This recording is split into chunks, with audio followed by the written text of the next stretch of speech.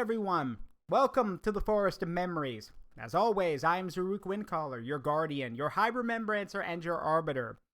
Today, we return to this scattered collection of islands, along with Nile herself, to pop heads, kill dudes, and maybe blow stuff up. Actually, no, we're definitely going to blow stuff up. But before we get started, as always, quick announcements. If you're watching the VOD of this, hi, I'm Zaruk. Come check me out at twitch.tv/ZarukWindcaller. I stream almost every day. I apologize that I wasn't streaming yesterday. Some stuff got in the way. That's all. If you are here in the chat, remember, if you want a link to my social media so you can know what's going on, you can do !social to follow me on Twitter. If you want to be part of our Discord community, you can hit !Discord in the chat to get a link to the Forest of Memories Discord. And finally, if you've missed some VODs or you want to watch some videos and see what's going on, you can type !YouTube, which will give you a link to the VOD channel. We have over 200 VODs of previous streams. But enough talk. We have work to do. And I know Nile is ready to have fun, so let's get to it. What's that line from Charlie and the Chocolate Factory? Oh, right. Well, come on, then. Let's boogie. I return. Did you really just fucking quote Charlie and the Chocolate Factory? Yeah, with Johnny Depp? Yes, I did. That is actually a guilty pleasure movie where it's like, it's so cringe, but it's so funny.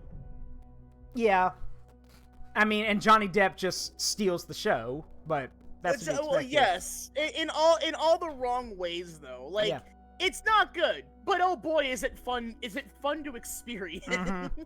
I mean, well, that kind of happens when Tim Burton's the one writing the movie, so. Well, yeah, because it's like, how is it, I remember listening to like, the Red Letter Media guys talk about it for a minute. Because they were like doing like a review of, which is then like reviewing, you know, it's like, oh yeah, going back, rewatching it, and they're just gonna talk about it for a bit. The original. Mm-hmm. And the whole gimmick was that they were saying, like, this is like one of the most Tim Burton-iest Tim Burton movies you'll ever Tim Burton watch. Yeah. And it's just like, yeah. Because, like, Tim Burton is, like, he's more, like, his name's become more of a brand at this point. Yeah. Which is weird. But, I mean, I'm not surprised. Not that I mind. Mm-hmm. The Guilty Candy. What the hell? Yeah, it didn't work. For some reason, it canceled on me. What the fuck? Oh, I was trying to join you. Did you try to join me? No. I didn't press anything. That's weird. Okay. My favorite Guilty Candy, crap. I don't really know. Like, I like all candy. I guess, like, okay, so this is going to make me sound like a snob. I'm actually a fan of, like, the Lindell chocolates. You know, like the little, good though. Yeah, the truffles and everything, like the little round spheres. Well, the reason I said I might sound like a snob is because they're expensive, and a lot of people like say they're like, oh, that's your favorite. What? Because they're, you know, of course you like those. You know, it gives off a stigma because they're expensive candy. But here's the thing, they're good though. Like it has nothing to do with the money. Yeah. It's the fact that it's good quality chocolate. So, it's a Ghirardelli. I love Ghirardelli. Yes, Ghirardelli's another good pick. The thing is, though, that Ghirardelli likes to branch out a lot. Because, you know, Ghirardelli does the squares. Ghirardelli makes cocoa powder. Ghirardelli does all kinds of other stuff. Whereas Lindell doesn't do that. Lindell just sticks to what they're good at. Though, to be fair, where credit's due, if you had to ask someone what they probably know, like, which one is more recognizable, they're probably going to tell you Ghirardelli. So. Well, yeah, that's mostly that's purely because they franchise out like that. Mm. They diversify that portfolio for better or worse. Mm-hmm. But no, yeah, but like I'm not really a candy person because like my favorite candy is Twix. Twix and Butterfinger. Left or right Twix? Left or right? Yeah, good at yeah. And Butterfingers are good. Do you remember? Wait a minute. Do you remember Butterfinger BBs? Do you remember those? The little sphere ones? Yeah, little balls. Yeah. I've never had them, but I know them. Easy to pop. Mm-hmm. Like Pez. Yeah. God, Pez is a weird one. Yeah, Pez is a weird one. Most people just did it for the dispensers, honestly. Oh yeah, because they're always collectible. Like, I like collecting things. Do I have any of those? No, because I never found any that I actually like. Yeah, and Cataclysm says guilty pleasure is the peppermint Lindor white chocolate. Those are actually good, but they're seasonal. That's the thing. You can't get them like. Yeah. Oh God. Yeah, that's another thing. Is that Ghirardelli? It seems weird at times. Ghirardelli will sell their stuff even if it's out of season. Like, it could be October, and they'll be selling Christmas candy, whereas Lindor waits until, like, it's, like, late November before they start handing out, like, Christmas-themed stuff or holiday stuff. Also, that mountain has a fucking face on it. Or at least it looks like it does from a distance. Which one? The one I just shot at.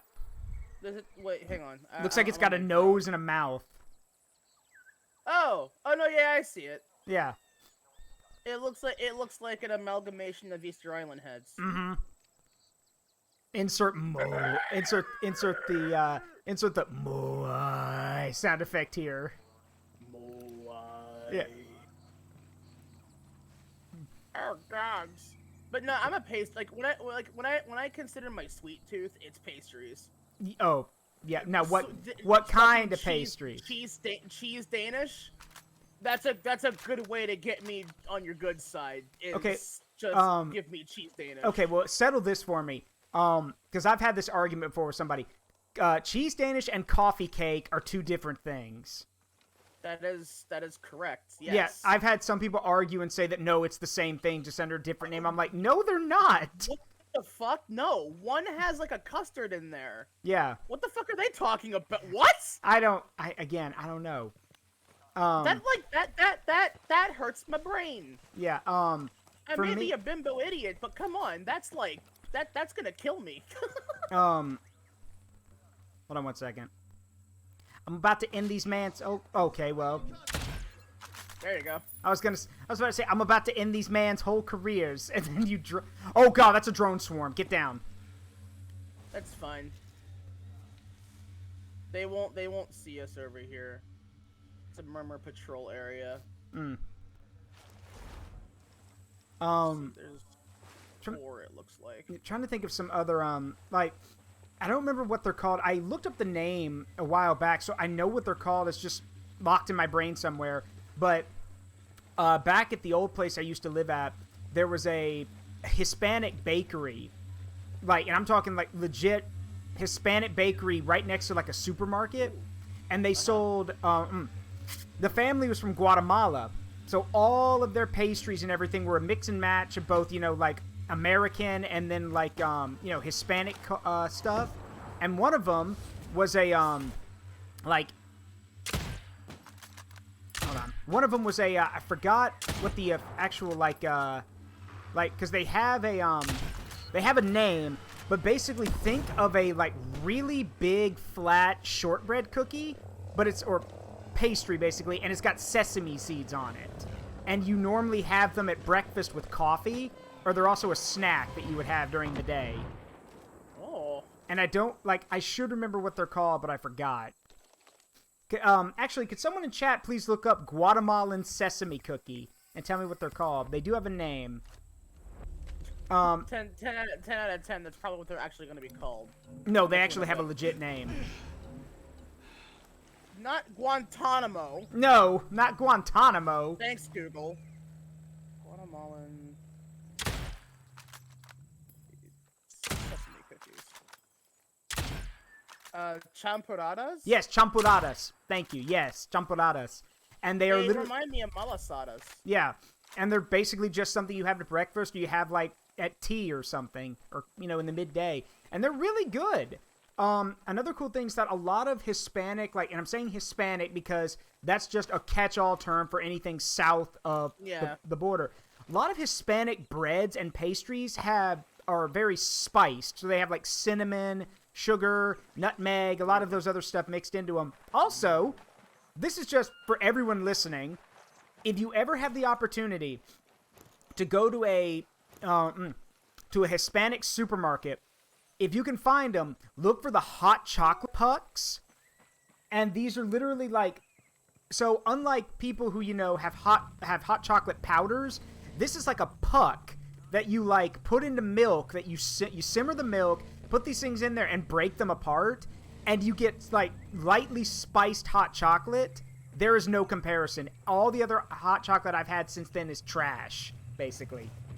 And I'm not afraid to say it. And like, oh yeah, if I just putting this out there, don't make hot chocolate with milk. Or yeah, with water. Make it with milk. yeah. If you're lactose intolerant, there is lactose-free milk out there. Yep. I use lactose-free milk anyway because it's usually a little bit sweeter. Yep. But you know what? What I want to try recently, is hot chocolate made with heavy whipping cream. Thick. That sounds like it'd probably give your average person a heart attack. Me? Nah, I could absolutely chug a whole bottle of coffee creamer if I wanted. Wait, have you, I can't believe I'm about to tell you that. So, I'll have to give you the recipe for it. Like, it's literally 2 ingredients, but it's a cocktail. God damn it. I might, Cataclysm, we may have to put an age rating on this video, maybe, for what I'm about to say. Are we hitting food porn territories? No. But it's a cocktail called Dragon Cum, and it's literally... Oh, I know that one! Oh, you know that? It's hazelnut coffee creamer and Fireball. And Fireball. It's Fireball, yeah. I told a friend of mine about that. He's like, I love Fireball. I'm going to give that a try. He came back with me later. He goes like, okay, this literally felt like I swallowed a bowling ball. I'm like, yeah, it probably did. It probably did. Oh, that sounds great. Yeah.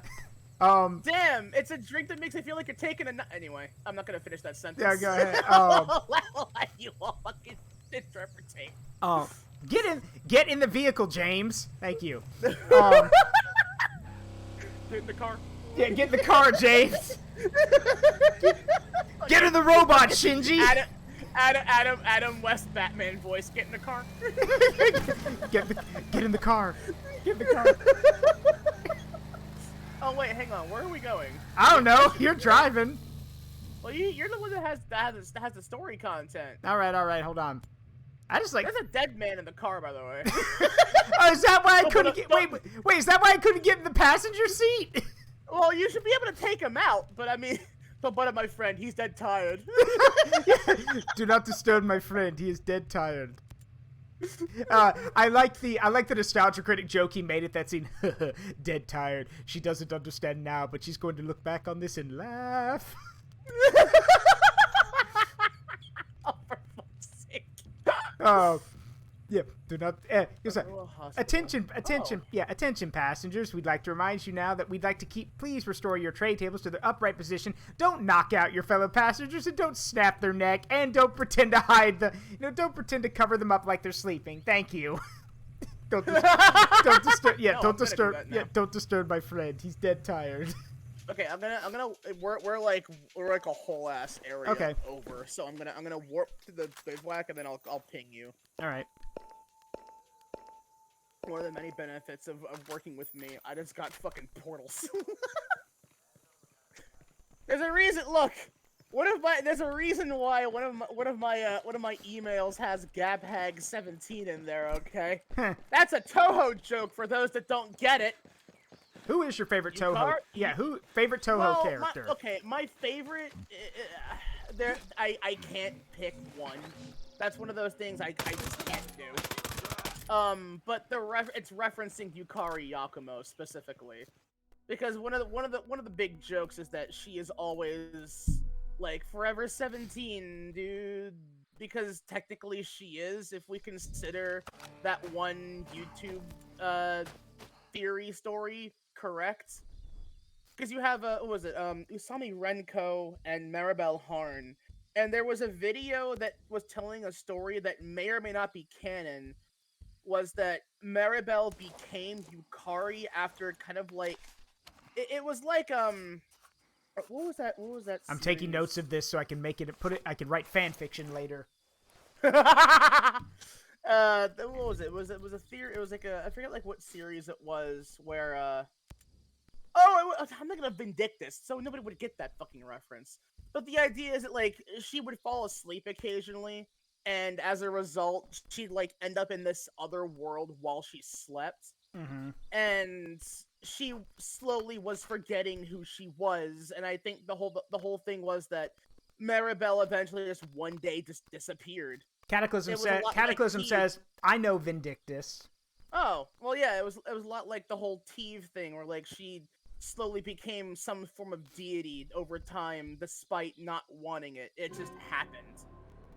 And the whole thing was that Renko, I guess, was trying to find uh, Gensokyo as a result, because that's kind of where her friend ended up. The chances are that if she ever found it or was able to be warped there, there's no guarantee Yukari would ever recognize her. But that was also one thing that like my sister and I often played on as a concept, where it was Maribel became Yukari, and as she was like slipping into that new persona, unable to cease, forgetfulness, what ended up happening was she made Renko the very first Hakure's Shrine Maiden. And when that version of Renko, reborn as a Hakure's Shrine Maiden, eventually passed, they became Ren. And I like that concept because that's like heart-wrenching in a way. We've lost who we used to be, but we're never gonna be alone. And, yeah, that gives some interesting implications too. Because that would imply that not only did Maribel wingman for Renko as a Shrine Maiden, they eventually resulted in Reimu. So, how many centuries was that? Oh no, probably not generations. Maybe 3, 4 generations. I'm trying Not to. too many. I'm trying to think of the like. Have you ever seen the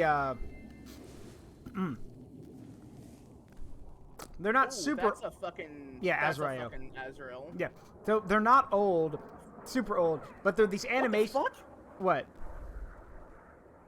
There is no way that shit spotted me. It didn't even give me a. Yeah, sit down, bitch. That's what I thought.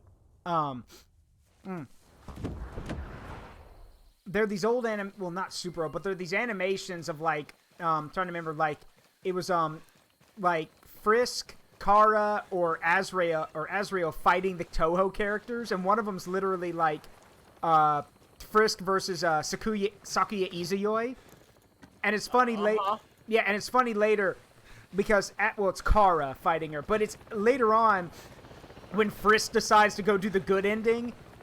What's the name of the girl like who wears the Shrine Maiden girl? That's the most well-known one. The red one? That's yeah. Reimu. Yeah, Reimu actually after Azrael. Reimu hackery. Yeah, after Azrael fights like the witch girl with like the blonde hair and everything. Marisa, yeah. Yeah. Basically, yeah, her and the Shrine Maiden girl open up a portal back to their dimension, and Saki is there, and Reimu's like, "Hey, yeah, here's your other friend. You remember her, right?" And Frisk literally has this look of like, "Oh, I'm gonna die," and even Saki is like, "Yeah," he goes like, "Yeah, I remember you. We fought last time. How you doing?" And Frisk just raises a hand to say hi, but they're sweating like a gallon of sweat because of how. Sounds about right. Yeah. And then, of course, Saki says, "If you ever want to go again, let's go again." She's got a knife in her hand. Ooh! Did you just take that guy out? Nice shot. At 330 meters, yes. Wait, I got that guy. Ah, fuck. Oh, that bullet drop didn't make any sense. Oh, now he's aware he's gonna alert the entire area. I missed the bullet and had to reload. Fuck. Well, we just stay hidden. We won't have to worry about it right now. Well, no, they're gonna be on alert for a long period of time because this guy got shot and I missed because the bullet drop didn't make sense. Let's see what I can see. You know what I'm gonna do? This is gonna be real stupid, but I'm gonna do it. Are you going in for a gun run? No, I'm going in to land my helicopter on the roof and get up close to this bitch. But because it's silent, they can't just... Boop. And now you see everything. Yep. Reinforcements incoming, so yeah, we gotta... They stole your helicopter! No, wait, that's someone else's. Never mind. Oh, that's the HVT. Who saw me, though? Oh.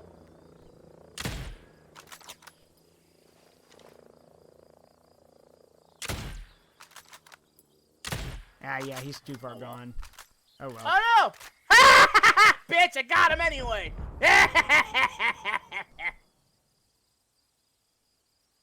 Fuck, okay. They're all coming up to the roof, so...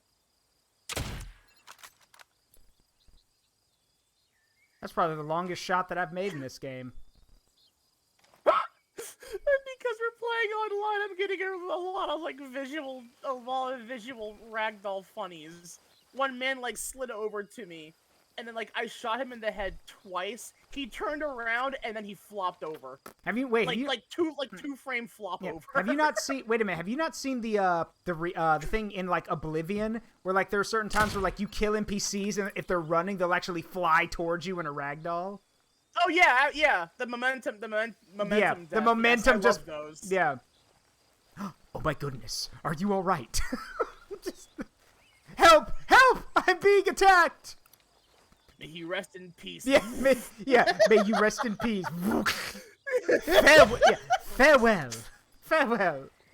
Honestly, my favorite part about that is that it cuts off just before he gets squished. Yeah. I don't know why, but like I love that style of humor. Like the cutoff humor, that shit makes me laugh like uncontrollably. Then I need to send you at some point. I need to send you so you probably already know about the Yakuza series. Did you actually know there was a stage version of it that was done in Japan for a while? Yeah, and, I've heard about it, yeah. Okay, someone actually uploaded a part where Majima's stage actor runs on stage to confront Kiryu, and he get this bit, Kazuma, Kiryu-chan, Kiryu-chan! And it cuts, the thing cuts right before he can finish. So if you like, yeah, so you have this, Kiryu-chan! And then it cuts, and somebody actually said, wow, this is not a good Majima, and everyone else was like, he's literally giving it his all on the stage. That's all you need to be Majima. You don't have to be good. You just have to be crazy. I got fucking spotted because some guy teleported to where I was. And I've already told you about the Yakuza movie where where Majima's actor's like sticking his head out from behind the corner, but the part sticking out from behind the corner is like the part with the eye patch, so he can't see anything. Oh no, yeah, the live action movie that they had at one point. Yeah, I saw that as a clip and I thought that was the funniest fucking thing. Kiryu-chan. And I'm like, you can't even see. I was like, you can't even see it. Time we got serious. Yeah. It's like, what are you? I think what I just love is like Kiryu's looking in like the opposite direction, and he's got like a little girl with him. She tugs on his shirt and points, and then you just see this dude. It's like with his fucking eye patch eye, the one around the corner. Yeah. It's like, what the fuck are you doing, bro? Yeah.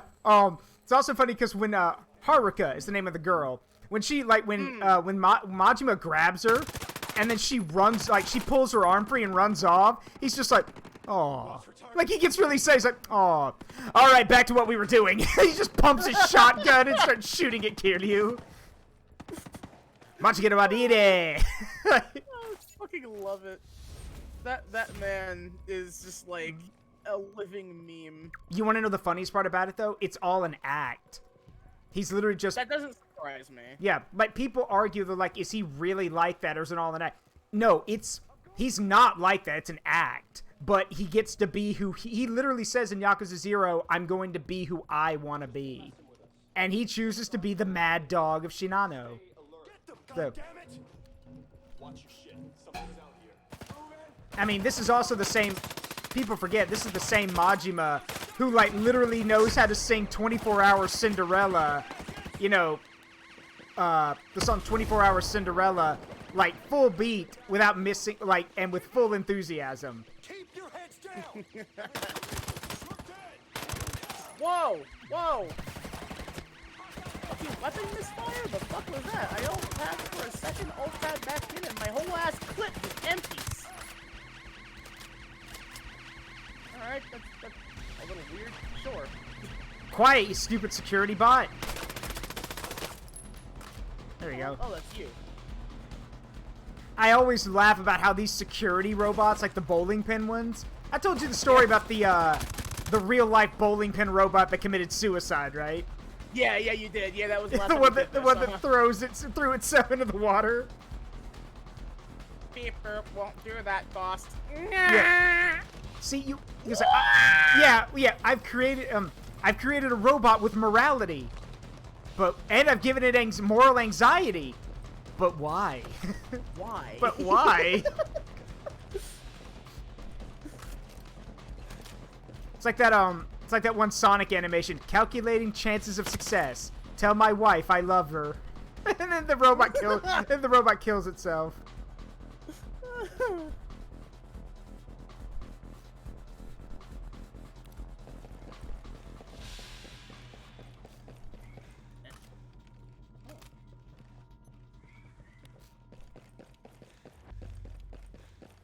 There we go.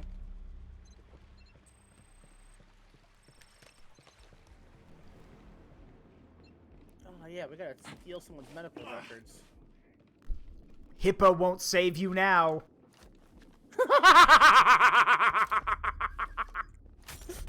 I also just love how useless these fucking bowling pin bots are. Like, they don't do anything but make a ruckus if they spot you. But they're also incredibly easy to kill. Yeah. So it's like, what is your purpose, little one? what do you think you're doing with your existence? He just exists to be cute. I'm doing my best! You serve no purpose, then you created me without a purpose. What does that say about you? Do you, Curiosity. Yeah.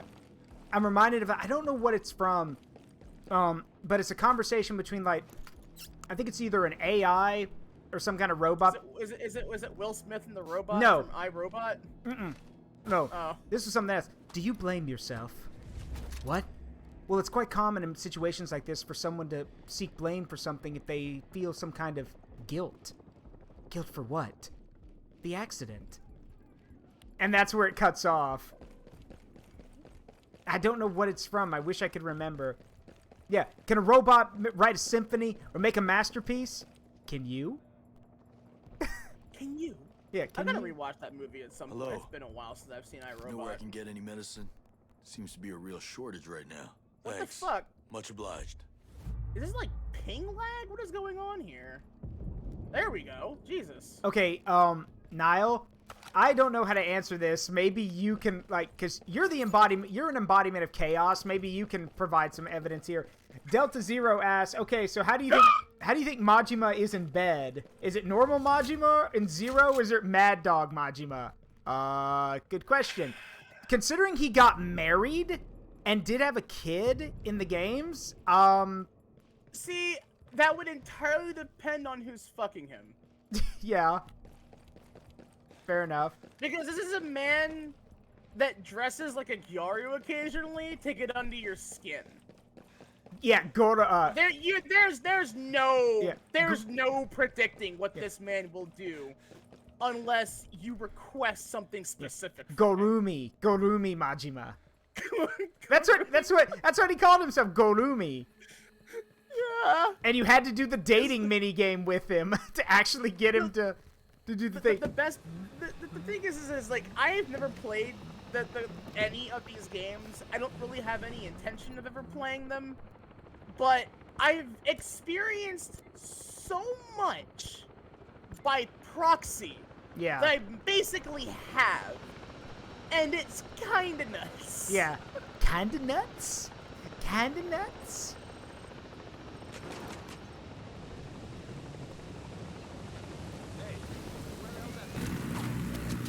Oh no, that's.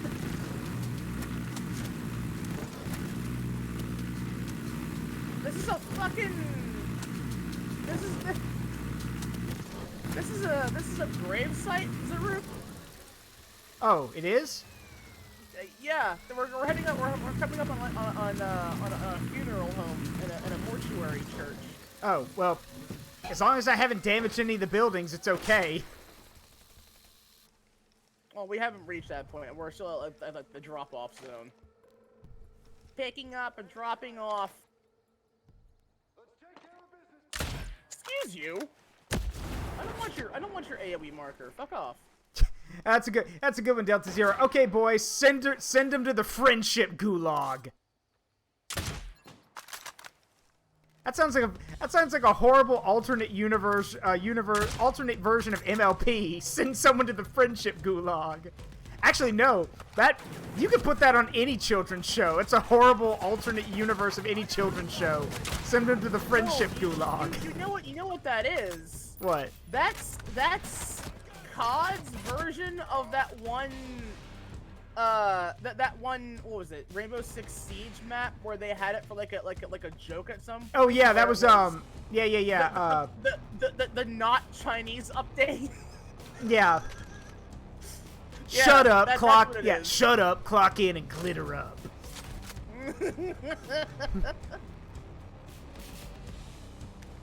I'm gonna ask you this one time. Where is the honey?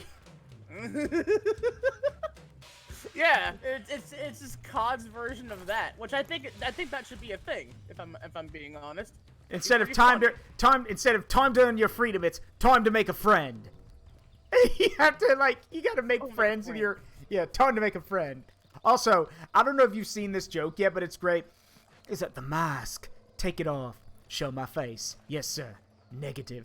Are you ugly? Quite the opposite. And it's a reference to the new Modern Warfare 2 game, but Ghost is the way he says because Soap asked him, "Are you ugly?" Quite the opposite. And everyone, because of that line delivery, everyone has drawn Ghost in the most sexual, suggestive, or sexy poses they could think of. One of them some guy even animated, I shit you not, Ghost in position somewhere. He goes, "Are you ugly?" Quite the opposite. And he's looking down the scope of a Barrett 50 cal while he's doing the Jacko pose.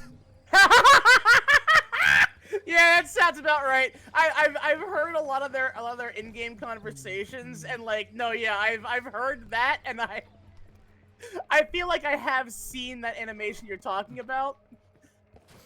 It's honestly really great. The confidence on that motherfucker. Oh yeah. The lock. Yeah, it is. Of course. Wait on. Oh, hold on. Wait. Going through a shop, LT. Grab us a pint while you're there. Just the shit. It's funny because someone said, one of my friends was like, he goes I don't know if this is respectful shit talking or this is just them hashing it, getting at each other's throats. I'm like, no, this is respectful shit talking. No, this is 80s movie banter in a modern stealth combat system. Yeah. This is what you expect out of two guys like this. Yeah. Oh. Show love 100 hello baby tilde hello Niles. Also Ghost is baby girl Zaruk W smile hype love 1. Look what my girlfriend said. Ghost is baby girl? Yeah, you're not wrong. After everything I've seen, you're not even wrong. Mm-hmm. Hello, Romance baby. Shit talk. Yeah. I mean, there's also one who goes, "Want to hear a joke? Sure, what do you got?" He goes, "There's two goldfish in a tank. One of them looks at the other and says, 'Do you know how to drive this thing?'" And it's funny because you can give them they literally just swap jokes back and forth, but neither one of them laugh. He goes, because you even get "Good one, Sergeant." It's just this quiet, he goes "Hey, LT, Sergeant, are you missing a knife?" "Several, actually." And it's because there's multiple corpses with 3 or 4 knives shoved in them. "Several, actually." I want all of these applied to SFM animations now, where it's it's those conversations, but they're all Vine length, so they're fucking 9 seconds at most. Have you not heard? Have you not heard some of the random conversations in Titanfall 2? Marvins are meant to work. Spectres are meant to fight. What are the fembots used for? Do you really want me to answer that question? That's fucking disgusting, man. No, I didn't know you get those. What? Yeah, Where do you get those? Yeah, they're random little conversations that can be heard in multiplayer and stuff. Oh, it's multiplayer. That's why. Friendship Gulag is the ball pit at the Chuck E. Cheese. Just Just throw your enemy into the into the ball pit. So the opposite of friendship gulag is the ball pit at DashCon, right? Ah, I knew you were gonna say that. Also, it's... Okay, so you want to know something really cursed? So, for those who don't know what DashCon was, let's just say it was a horribly failed Tumblr-made attempt at a Tumblr-based convention back in 2014. I watched that shit unfold in real time, and that shit is still hilarious to me.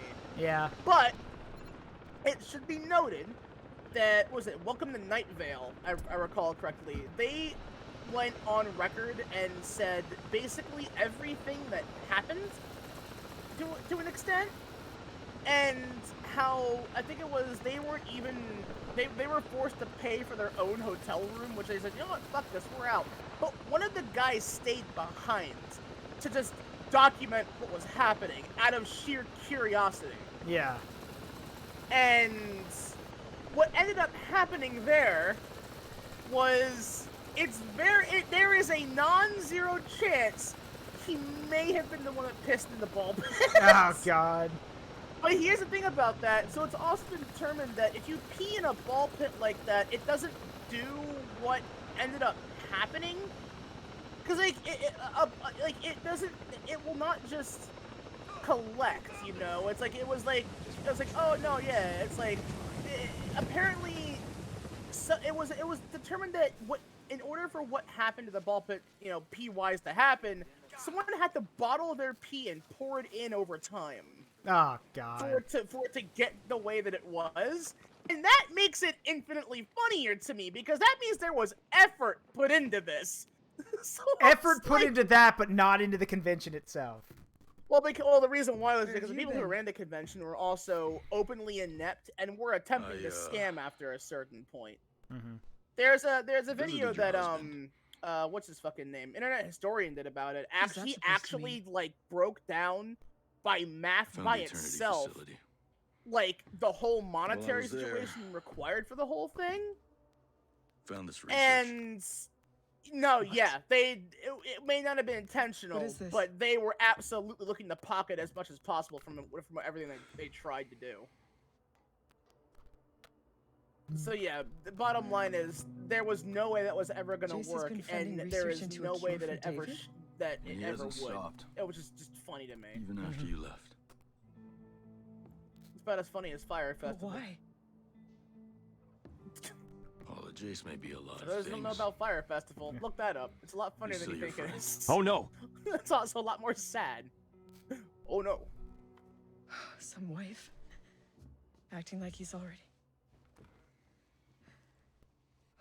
Jesus. Crates, and more crates. It's like fucking Crash Bandicoot up in this bitch. Why are you all fucking How do I scared and shit? Hey, we were a bit busy running from killer drones. No harm, no foul. Was ist das? What is loss? Hey, Lich King, how you doing, bud? What is loss? A legendary meme format. Right. Oh, I know. I got another one for you. Telephone Moss. Do you remember? Do you remember the telephone mouse joke? No. So, I don't know what it was, but it was one of these like more like back in the day, like I'm gonna say mid 2010s. There was this I don't know if it's Red Orchestra. I think that's what it is. It's a it was a more small scale World War II shooter, and in it, one of the memes that came out of it was like there were times like all the soldiers would have call outs, and one of them was if they were standing near a telephone pole, and the German soldiers will sometimes say "Telefon Mass," which is, you know, telephone pole in German, but it sounds so weird to the untrained ear, and now like you can like. I swear to God, this is real. If you look up telephone mass, like, or anything like that, you will literally find a GIF of a German soldier from Source Filmmaker or something humping a telephone pole. You know, that sounds about right. I'm not even gonna try and fight that one. That's Do you just have any funny. idea where I can find this equipment? Sure, I mean, I can tell you where you need to go. It's like, you know Thanks, what? stranger. Sure. Who am I to fucking who am I to judge on that end? Oh, also, this is a funny little thing I remember today. I was talking to one of my friends after work, and he was talking about what are some of your favorite little Easter eggs in games, that are either unintentional or intentional. And one of my favorite intentional ones is, I have not played it, but I know people who have.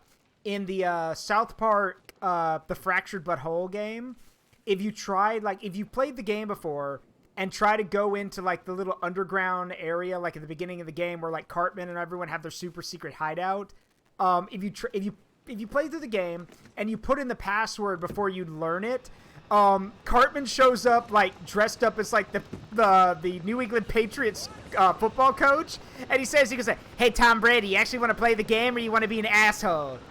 And if you keep doing it, he'll actually be like, "Fuck you, Tom Brady," because and I didn't understand it. Someone had to explain to me. It's because for a while Tom Brady wouldn't listen to what his coaches were telling him to do. He just did whatever he wanted. And so, like, that's why I say, he goes, like, you want to play the game, or he goes, I want to play the game, or do you want to be an asshole? So, and you can keep doing it. By the way, the code is, fuck you, mom, to get in. And if you get, yeah, and every time you do it, eventually Cartman will be like, you broke the rules. Like, he'll echo himself. Which I think is a funny little Easter egg. Or there's also the,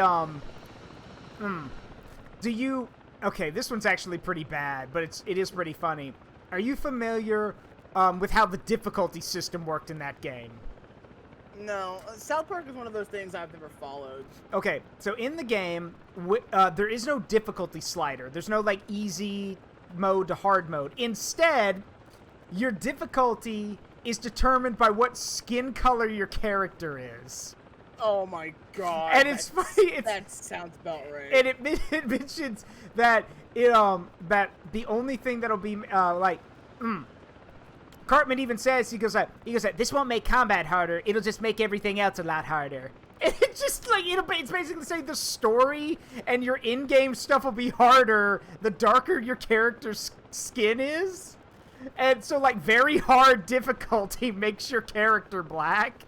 And I have seen so many African-American streamers play that game, and you get two reactions. You either get them howling with laughter, or you get some of them just staring and blinking at the screen for a few minutes, coming to the conclusion of what that means. And none of them are ever pissed off. Most of them are just laughing. Oh, yeah, because the thing is that like a lot of people who get mad at that aren't even remotely black. Yeah. A lot of the cases, because like, again, you think of like the movie Blazing Saddles, same goddamn thing, where it's like, no, yeah, everyone fucking laughed at every time the N-word was said in that, primarily because Mel Brooks worked with a black comedian who was very well known for that kind of stuff at the time, and who was like, no, yeah, I'm gonna give you some 101 on how to do this and make it funny. Yeah. For everyone of my race. Yeah. To And find it not offensive whatsoever. And yeah, Lich King. And Lich King's right. The quote is, "This doesn't affect combat, just every other aspect of your life." You know what it should have done? It should have made combat easier. It's like the. So do you want combat or your life to be more difficult? To be honest, that would be funny if you made your character pale ass white and then combat just kicks your ass. That would be kind of funny, I'm not gonna lie. It would also be really funny as an idea where it's like, oh, your character a ginger, same difficulty as full black. Because that's a joke that South Park would shove. So, there actually is a joke. I don't remember what game it's from. I don't know if it was a WoW clone or it was some kind of fantasy game, but in it, there was a little hidden Easter egg that if you made your character ginger, they could not be affected by soul drain magic. Which... Yeah, that's really good. But there was a catch. You were more vulnerable to fire magic because well that's because you know this ginger people burn more easily. That's just true. Like yes, that's from reasons, but yes. Yeah. So like I mean, at this point, like I remember one of my friends back in school always joked with me. He goes, Zaruk, I got a question for you. Do you consider yourself white or neon white? And I'm like, that depends.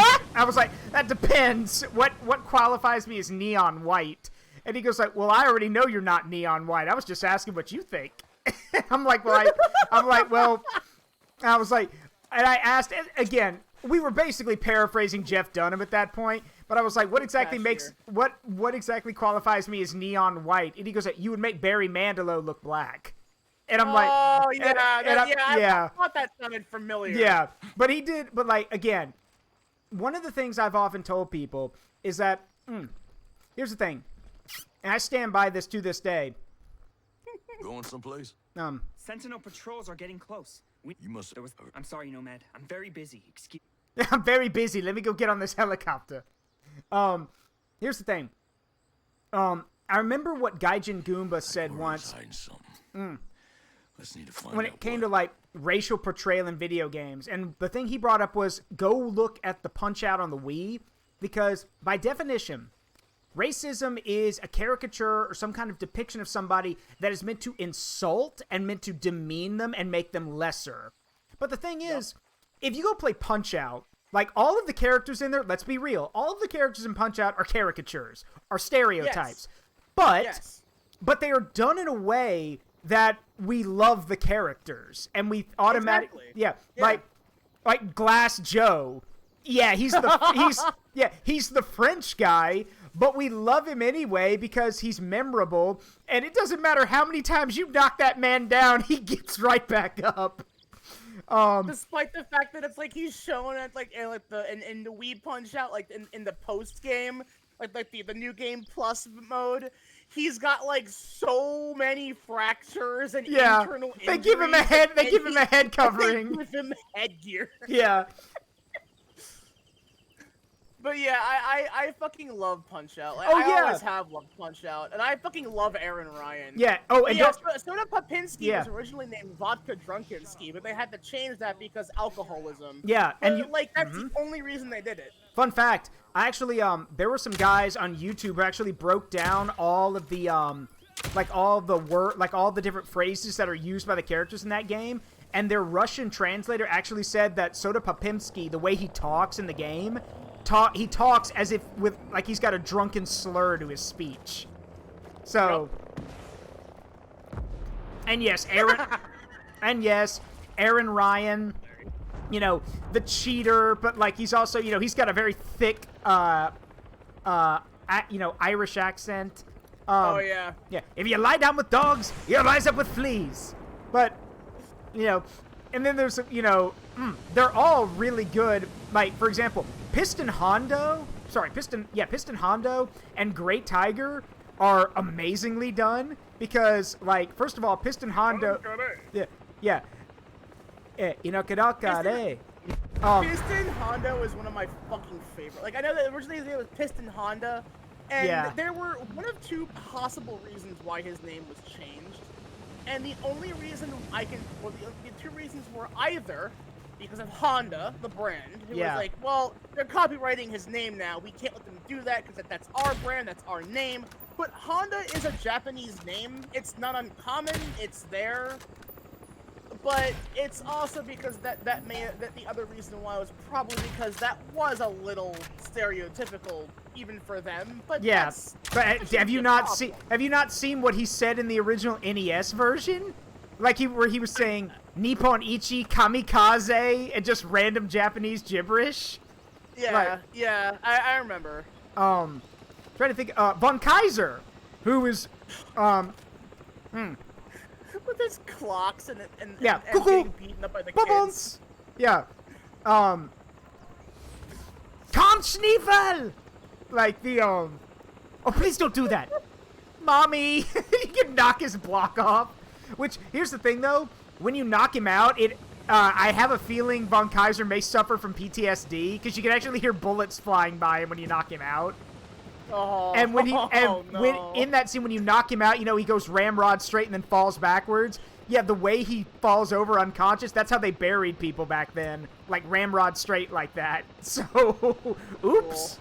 Cool. Really, a lot of like really on the nose callbacks, but I really appreciate that because they put effort into that. I love Wii Punch Out.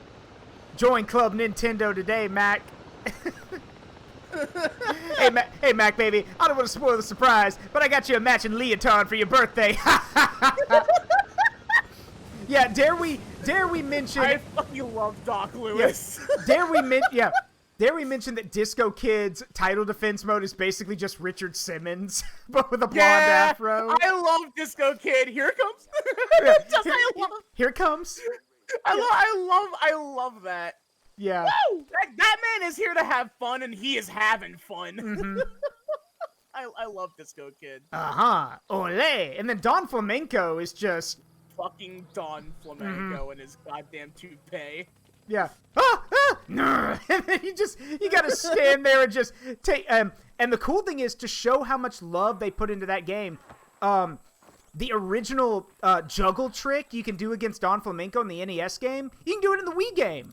If you literally that's great. Yeah, so you can literally one round cycle him if you keep juggling him, which is great.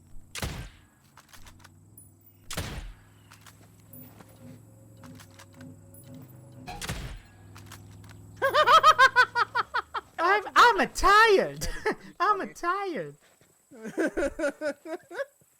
King Hippo and his fucking monster noises. And then he has a fucking manhole cover on him. Yeah. Fucking manhole cover on his fucking on his championship fight. Oh, that's so funny. Also, fun fact: the when you challenge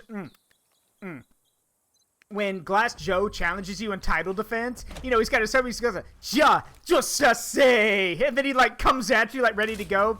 Translated, a friend of mine, like they translated, he's literally saying, "I'm coming to get you," and then he's literally, and then he literally starts humming the French national anthem as he. Ba-bum, ba-bum, ba-bum. Oh, don't forget Bear Hugger. Need a hug? Yeah. I love Bear Hugger. Yeah. Oh, well, where is that? Oh, no, I hear him. Where's it? Ah, there you are. Like the squirrel. Need a hug? Fooled you. I mean, again, he's just there to have fun. So. Yeah. And again, I gotta say, Piston Hondo has my favorite kind of Japanese male voice. Mm-hmm. For like a character like that, he's gotta have that voice. I fucking love Sandman. Oh my god, it's Mr. Sandman to you. Yeah. Night. that fucking overhead haymaker that just knocks you the fuck out. Mm-hmm. Oh, I love it. Tell your face to leave my fists alone. I think my favorite quote in the game is from Aaron Ryan, though. Which one? If you got cheeseburgers and those gloves, have your Mackie. It's like, oh my god. No, like, what is that quote? Why do I love this? Yeah. There's another good one I like. Against Mr. Sandman.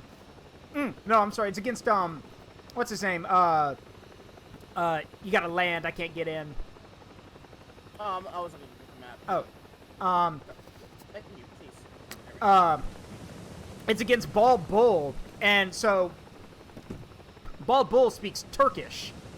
So, and the thing is, Turkish is bit of a rough language to understand if you don't have a good translator.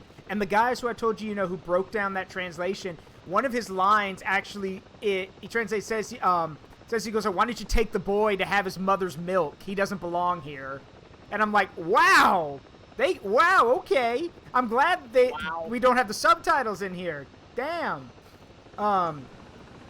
It's I do appreciate that they can get pretty fucking savage. Yeah. Oh yeah, pizza pasta from the original arcade game. Oh, I mean, god, yeah. To be fair, they don't have an Italian representative anymore in Punch-Out. That's what PC. No, yeah, there were a lot of ones that were like exclusive to like the arcade version. Yeah. Aaron Ryan was that until the Wii version. Yeah. He only appeared in the arcade one up until that one. I feel like they could totally add like some DLC fighters to that, but it's fine though, because that game is perfect as it is, so there's no reason to complain. It's like, oh yeah, we're missing a couple, but that's probably for good reason. Oh my god, Super Macho Man. Yeah. Super Macho Man. Oh, bogus. Yeah. Release Straight out of Cali. Yeah, release the bogus. I love that you can cancel his quotes into those. That's my favorite thing. It's also funny. The bogus. It's also funny in title defense, like they won't keep the spotlight on him, and he's like, keeps trying to step into it. And he's like, "Why don't you love me?" And I'm like, "Cause you're kind of like." It's funny because like one of my friends was like, "Is this basically Hulk Hogan cranked up to 20?" I'm like, "I think he's supposed to be the California surfer stereotype, but maybe." Well, I mean that's what Hulk Hogan was. Let's face it. Like if we're being really honest here. Hulk Hogan basically was that. Yeah, brother! I was gonna say right down to the racism, but then... Oh, I didn't know that part, really? Oh, did you not? How? Oh, wow, I'm surprised you don't know about this. Okay, so apparently... allow me to explain. I am 30, but I didn't watch wrestling growing up, so... Oh, neither did I. But I just, it's like, after a certain point, I just loved Macho Man, because he's funny as hell. Mm-hmm. From between Spider-Man and, like, the old Slim Jim commercials, I love the guy. He's funny as hell. And he was like, oh, no, yeah, you can tell this man is coked up to fucking back. Yeah. But no, apparently Hulk Hogan, yeah, and this has nothing to do with his wrestling career. Apparently, there was a recording of him that was captured in his home, I think, either because something about cheating. I forget like what the catalyst was, but it's one that's like, oh, you wouldn't be surprised if you were told this. But apparently, he told someone in this conversation, "I hope you get R-worded by a bunch of N-words," and that killed his entire career. Yeah. He's been nuked from wrestling ever since. Yeah. Now that does sound a little familiar. And what about Macho Man? Like, what happened to him? Well, like, he Macho died. Man Randy Savage. He died. Like, I think it was a heart attack that killed him. Well, I wonder why. Yeah, exactly. But, like, he died, like the year that Rapture was supposed to happen. Mm. So the running joke was he took a bullet for everybody and... Oh, yeah, I remember the game. Yeah, I remember the game. I remember the Game Grumps talked about that. Yeah. Yeah. Oh, no, brother. What was it? Oh, yeah! What was it? It's like the four horsemen are riding, and this is he like, I'm wild, yeah! And then they get RKO'd from nowhere by Macho Man. Yeah, what was it that Danny said? What was it Danny said? What up, Pestilence? Snap into a Slim Jim! Yeah, exactly! There's no famine with the Slim Jim around, yeah! I love those jokes, because it's just so accurate. You know, okay, I have this crazy theory. Hear me out, as ridiculous as it sounds. So, you know how now Jack Link's beef jerky and everything has Sasquatch and everything? Like, the Sasquatch commercials are known for, like, the beef jerky commercials now. Or, like, the... I'm gonna land down here on the road. Yeah, so I have a feeling that they were like, all right, well, we can't get Macho Man, so what if we just get the next best thing, a wild mythical animal? So, my friend told me that, and I'm like, you know what? That checks out. I'm not gonna lie. Yeah, that's about right. Yeah.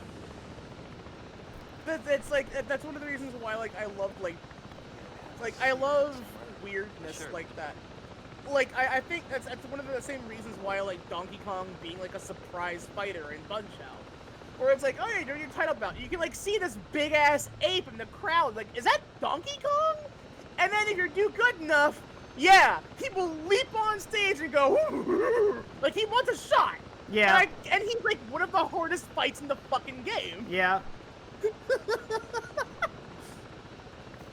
It's amazing. I love shit like that. Oh, you want to know another funny thing? So, this is for everyone in my chat. If you've been on the internet a while, or you were around during the period where, like, sprite and flash animations were, like, at their golden age, you probably saw Super Mario Bros. Z by Alvin Earthworm. Now, here's the crazy thing about that.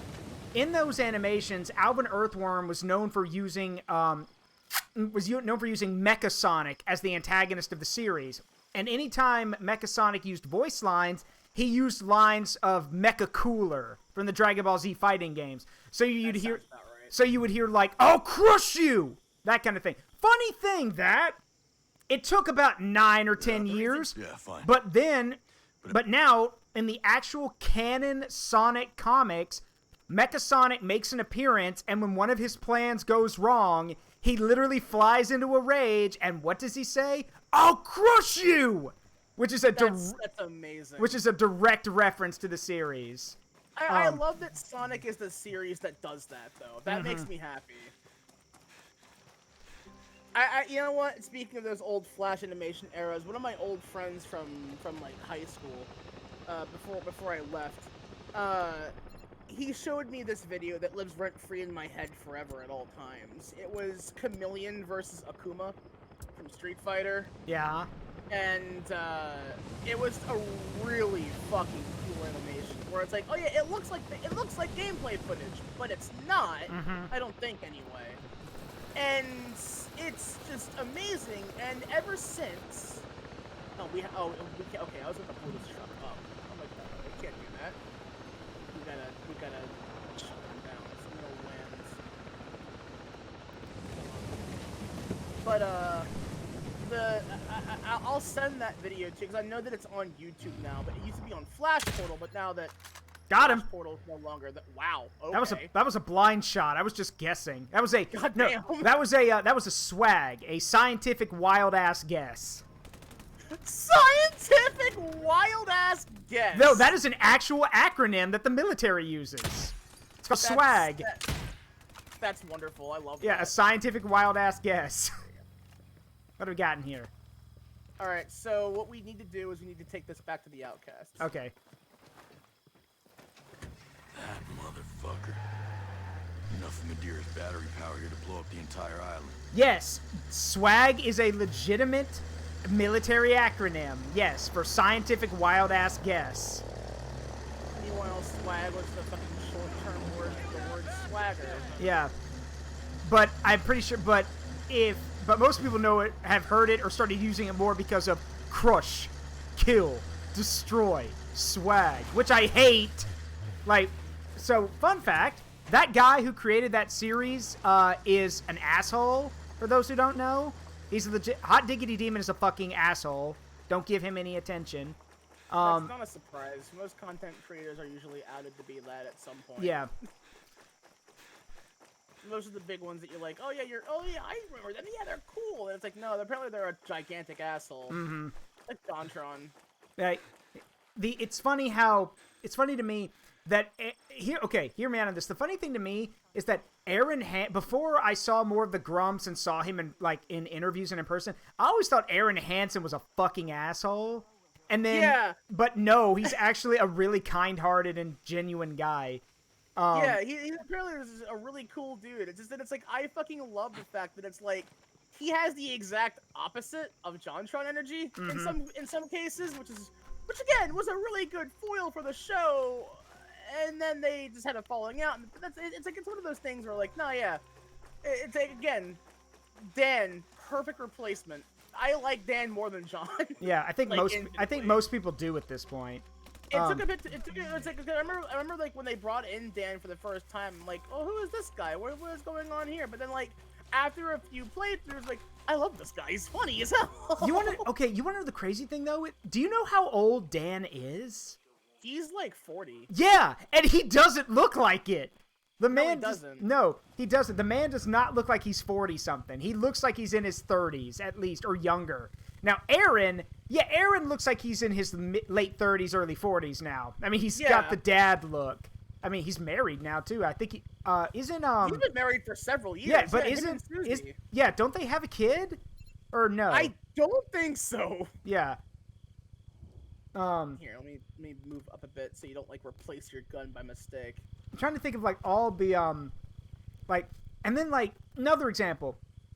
everyone, like, growing up, I always thought the angry video game nerd was an actual dick. No, the angry James Rolfe is a very intelligent, very, like, very, like, highly respected and very funny guy in real life. He loves cinema. He's a big, like, again, that's his whole thing, is that he's a movie guy. But he's really wise and has a lot of knowledge on the topic. Meanwhile, Doug Walker, the critic, no, the critic, like, it's been revealed Doug Walker's kind of a dick. So... Well, yeah. Unfortunately, he's like the content creator, Adam Sandler. Mm-hmm. His comedy and his style has not changed, nor updated, nor adapted, and he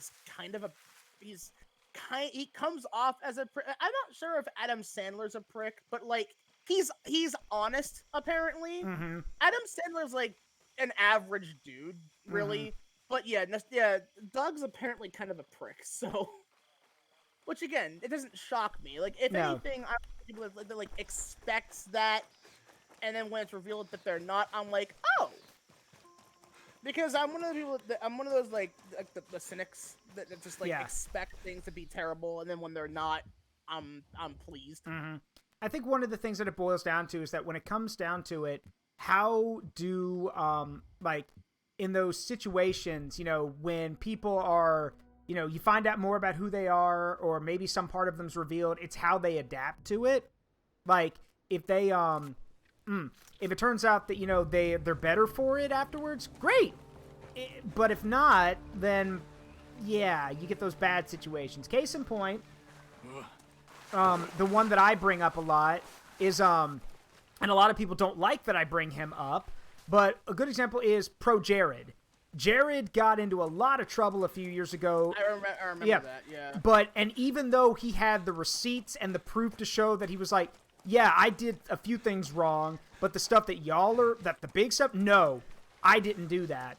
I had heard that, where, like, apparently the whole thing was like he cheated on his wife, and with Ross's partner / wife, if I recall correctly. Something, but, though, like, it was a polyamorous thing or something like that. Okay, so so, like, that never really happened. It's just that went out. Yeah. Everyone believed it. But that's not the thing that caused a few sparks. No, it's the it's the stuff with the minors that was getting him in trouble. But that was all a lie. The people the people involved with it actually turns out were trying to basically Wait! Okay, James. Yeah, you're gonna love that cutscene. Fucking straight in the gut. You tell a motherfucker when you have him chase down a truck full of explosives. Or were you trying to kill me? Huh? What's up with these blueprints? You into engineering? Or you just bombed the shit out of 30 people? Don't hurt him! Please, just let me explain. Don't tell me this was your idea. Now wait. Just You're wait. a fucking terrorist and you tried to blow my ass up! It was a mistake, okay? He got scared. The building was supposed to be empty.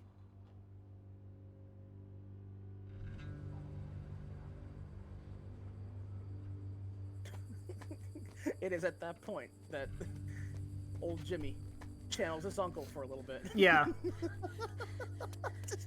I'm gonna channel my inner Uncle Chris and pretend you two are boulders. No, don't do that! Jimmy, no! Don't do that! Jimmy, no! Jimmy, no! Jimmy, no! Obliterate them. You can't kill them right now. Oh my god.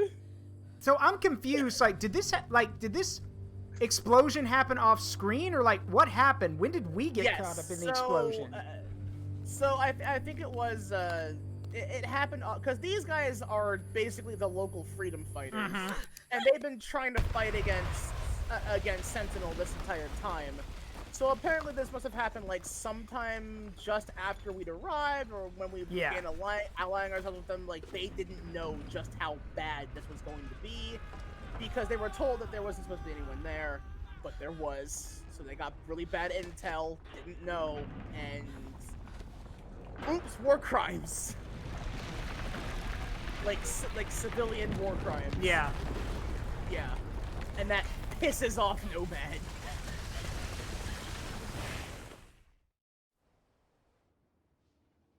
Collab was supposed to be empty. It's like how in I feel like We were Nomad's given like bad information. the equivalent of Big Boss. We're like, oh, Big Boss never killed any children, and he never had two are child idiots. soldiers. Mhm. Which is So like all the in this, I rest feel of like, your oh, Nomad's outcasts. never killed a single civilian, The not future even must be once, not human. even by mistake. And it's Project like, Deus wants to you make do that, that's why computers that's why you get a smarter than game we over. are. What about Paula Boss Madeira? killed a child. Hmm? She give you those blueprints? No. Amazing, mission complete. That right there is why you're Daigoro the figured out best how to boss, use her the energy one and cells as an only. incendiary device. We kept it secret from her, Ooh. especially after we killed those people. Oh, so you're lying to the person you're Paula's too helping too. important to us.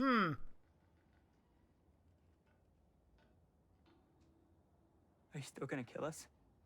Thinking about it. Yeah, Daigoro is like one of those characters where like I want to help out too, but doesn't really know the gravity. Look at his face. Like, I cannot help but imagine that he's got his dad Leon on one shoulder and his uncle Chris on the other, like, and Chris is like, do it, do it, do it, do it, do it. As much as I'd like to tear you to pieces, Jimmy's got No, that there's shit that something to Kronk does. Yeah. you bet your ass I'm telling Paula what you and Haruhi did. Third squad, Oh my god. tell her No, I'm no, sorry. he's got a point. Yeah. Reason number 2. Look what I can do. But what does that have to do? No, he's got a point.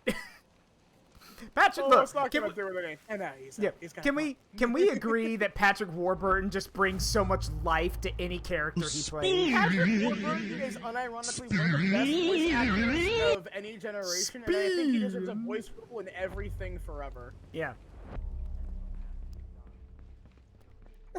Yeah. What about I found out recently that apparently he voiced Buzz Lightyear in the old Buzz Lightyear cartoon. Yeah. Well, yes, he did. Stop right there, Creepazoid.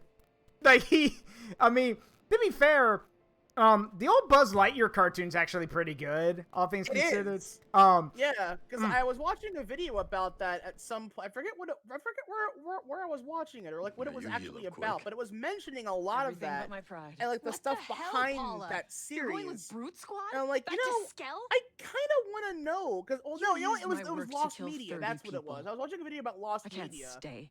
and that Jay series Skell got brought is a up. fucking monster. And I thought, oh, does that make you? so, huh? That's Look what you've become. That's interesting. I turned myself into the person Uh, who could fight this fight. You're just there was giving like up? a couple, yeah, No. Buzz Lightyear Star I'm Command, choosing and my apparently battles. there were like a couple Ready to go. episodes I think that were just lost Wait, because please, Sentinel, we they, found out that either they they had never 3 of your aired or batteries. there's something about them that they just We've couldn't learned how to show turn on them into TV or explosives. something. I They don't have lots of remember. explosives. But I was like, These you know, one of batteries these are days tiny. maybe we'll They go can back be and watch put into that because very little I drones remember to it, make but very never big wa- booms. I remember the toys though. Sentinel plans to set them off in the entertainment And also district a lot to of the, frame us. Content involving the cute blue False lady. flag operations. Definitely sounds like Stone. Yeah. Yeah, but no, Stay. yeah, it's a really good We show. can It's fix not this bad at all. together. It's pretty funny. No. Tell me where they are, and I will fix this. Fine. I Not love how. without me. And I know where the schematics are. I want to destroy them. I love how she's like she goes like, no, you can't take my scientists. Yes, we fucking can. You're like Nomad said, you two are idiots, and so are all of the outcasts. You're all idiots. Like they have no leadership. They have no like. There's no one to actually properly use them. Like they just go after anything they want. And what's their goal? The future must be human. It's The worst part about it transhumanist is- bullshit. Like, It's one of those things where like, see, as a transhumanist myself, mm-hmm. like I hate the outcasts mentality. However, they are very integral to Aurora being liberated from yeah. from these guys from Sentinel. Wait, is there So it's are there like- enough? Is there enough space for 3 people in this helicopter? No, this is a 2-seater. This is Oh. an Orpheus. Then why is it marked as the objective? Because we have to. Oh, because this is usually like meant for one. Like this is usually a single player game. I think you have to take this somewhere. Okay. But you take that. I'll just warp to wherever it is you gotta go. I don't have the invite me to the quest. I have to be like be noted as part of it in order for me to. Who are you exactly? I'm just stranded in Aurora, like everybody else. But you knew Cole Walker. You served with him? Yeah, once upon a time. After that cargo ship sank and Aurora went dark, my unit was sent here to recon the Big Island. Our chopper got taken out by drones. There we go. Is it just you? There are a few more of us around the island. We're outnumbered and outgunned. Behind enemy lines and surrounded. Hey, there's a saying about paratroopers. By definition, every time we jump in, we're surrounded.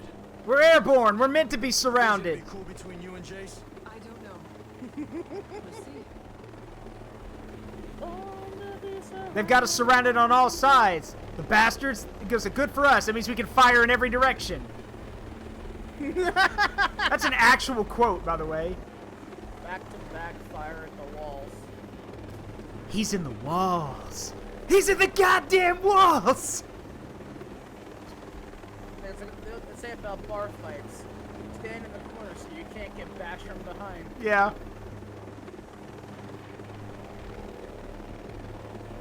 It's like that fucking meme. They don't know that. It's like in my head. It's like they don't know that I'm at every tactical. I have the tactical advantage.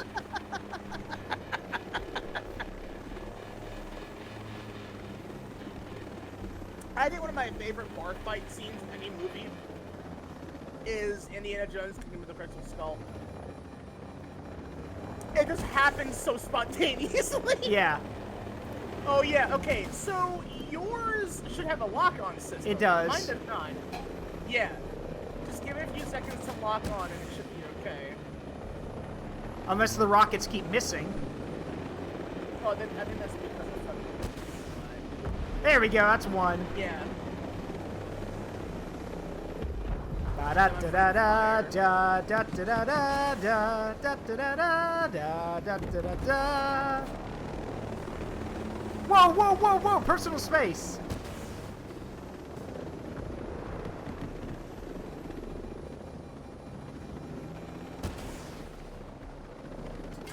God damn, this thing's evasive.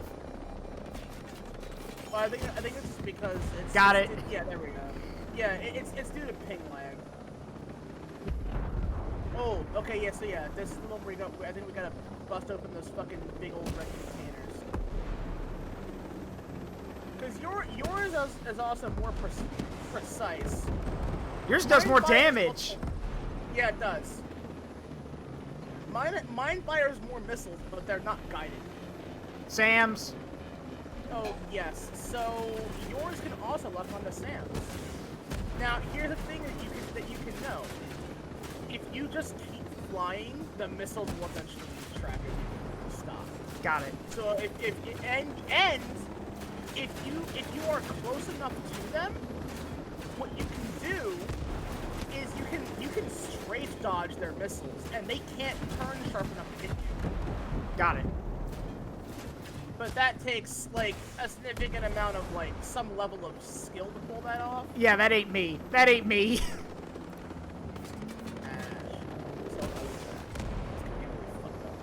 Alright, so I'm gonna go to the next one and get started on that one, too. Okay. Because what you can do is you can just fucking destroy the container and leave. That's Okay. what I do. There's no reason to sit there and Yeah, good point. That's just gonna get you getting like a lot of unnecessary Yeah, damage. Max Owen's right. Send him back to the Stone Age. Well, I mean, if you... Technically speaking, you could consider me a queen of the Stone Age. Ba-da-da-da. Ba-da-da-da-da-da. Oh, by the way, I should mention the Zara PNG, like the new one for the new outfit it's on its way. Oh fuck yeah! So I will eventually get more art of my imp form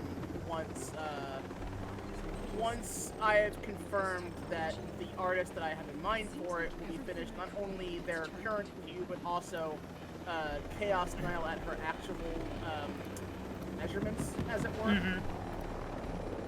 But yeah, after that, because my sister is also going to get one from them. Oh, have you by the way, have you seen the new picture I got in my art scrolling thing? I think it's right. I think it might be right after. It's like it's the last picture I have now. But Lord Rawlius did a picture based on the Shadowrun stream that I did.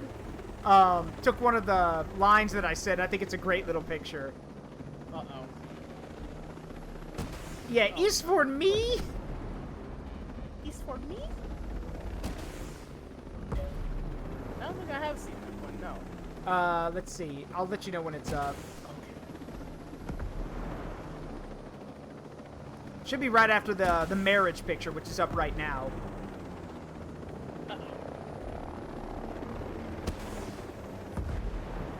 There it is. It's up now if you want to see it.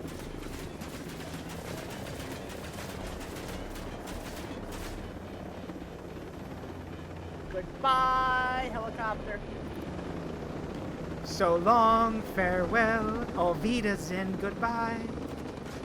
Night, night. Yeah, night, night. Bedtime. Yeah, bedtime. I also love his taunt. Where he'll just like he'll pretend to be asleep in front of you. Yeah. I fucking love. What a scumbag! I love him. It's also funny when you. I do wish they could have had Ow. Mike Tyson though. Yeah. Uh-oh. Are you? What the Yeah, fuck happened? our helicopter got shot down. Dude, you were in a fucking Orpheus Mark II. Yeah, I know. But I couldn't shoot. But my rockets wouldn't lock onto the two helicopters that were shooting me. See, I think the reason why is because of multiplayer ping lag. Yeah. That I noticed the multiplayer in this kind of makes the game a bit more unstable for no good reason. Yeah. Which is weird, but it do happen. And Uncle, I just realized what I'm lying next to. Uncle Chris, the boulder beat me. I'm sorry. My hand have ouchie. My hand have ouchie. And it's like, Master Chief, what are you doing? What are you doing at the nurse's office? Sir, I threw up. I threw up.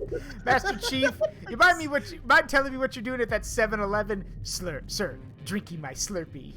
It's like the little child chibi. Yeah. In my language, we call him Demon. Please put me down. I'm very tired. Okay, so we're gonna have to restart this mission. No, she's not far. You're right next to her. No, I know, but you're gonna, okay, so you're gonna, well, no, what you need to do is find your way back here. I'm literally coming down the hill right now. Oh, this might be a mistake. Okay, no, we're fine. There we go. Oh, I shot the pilot! And, wow, I pierced the helicopter and shot the pilot at the same time! Damn, I love the M82. Good shit. This is a wife gun right here. The way you're saying that, it makes me, so, little bit of dark, little bit of dark, yeah, little bit, oh god, oh god! You should look at her. The only reason she's not dead is only because her head's above water. Like when she lays down, her head is barely above water. Oh my god. Okay, so you stay there with her. Mm-hmm. I'm gonna get a new vehicle. Because we need to have, like, we don't need to have one that has the guided rockets, but they do fucking help when we're getting chased. So I mean. And what I was going to say was... No, that's wrong! There is a 4-seater or a 5-seater that has the guided rockets, and I have it! I'll grab that one. And the thing I was saying, that's really messed up about, saying you took out the helicopter. Literally yesterday, a U-860 Black Hawk helicopter actually crashed at the city I used to live in. Oh, no! So, what happened was...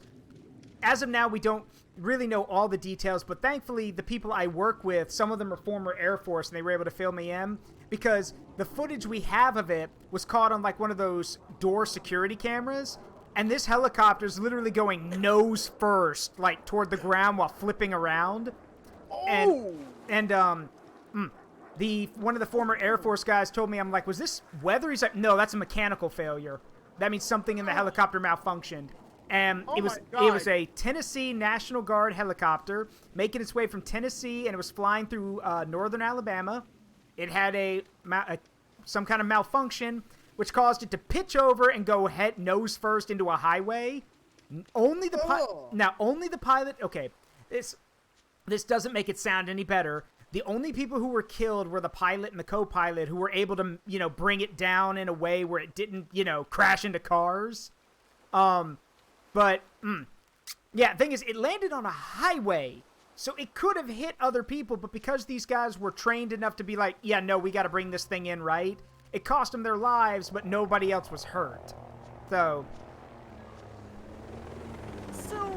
that's really fucked up though, because apparently I went upstairs, like I was like, it was like yesterday morning or something.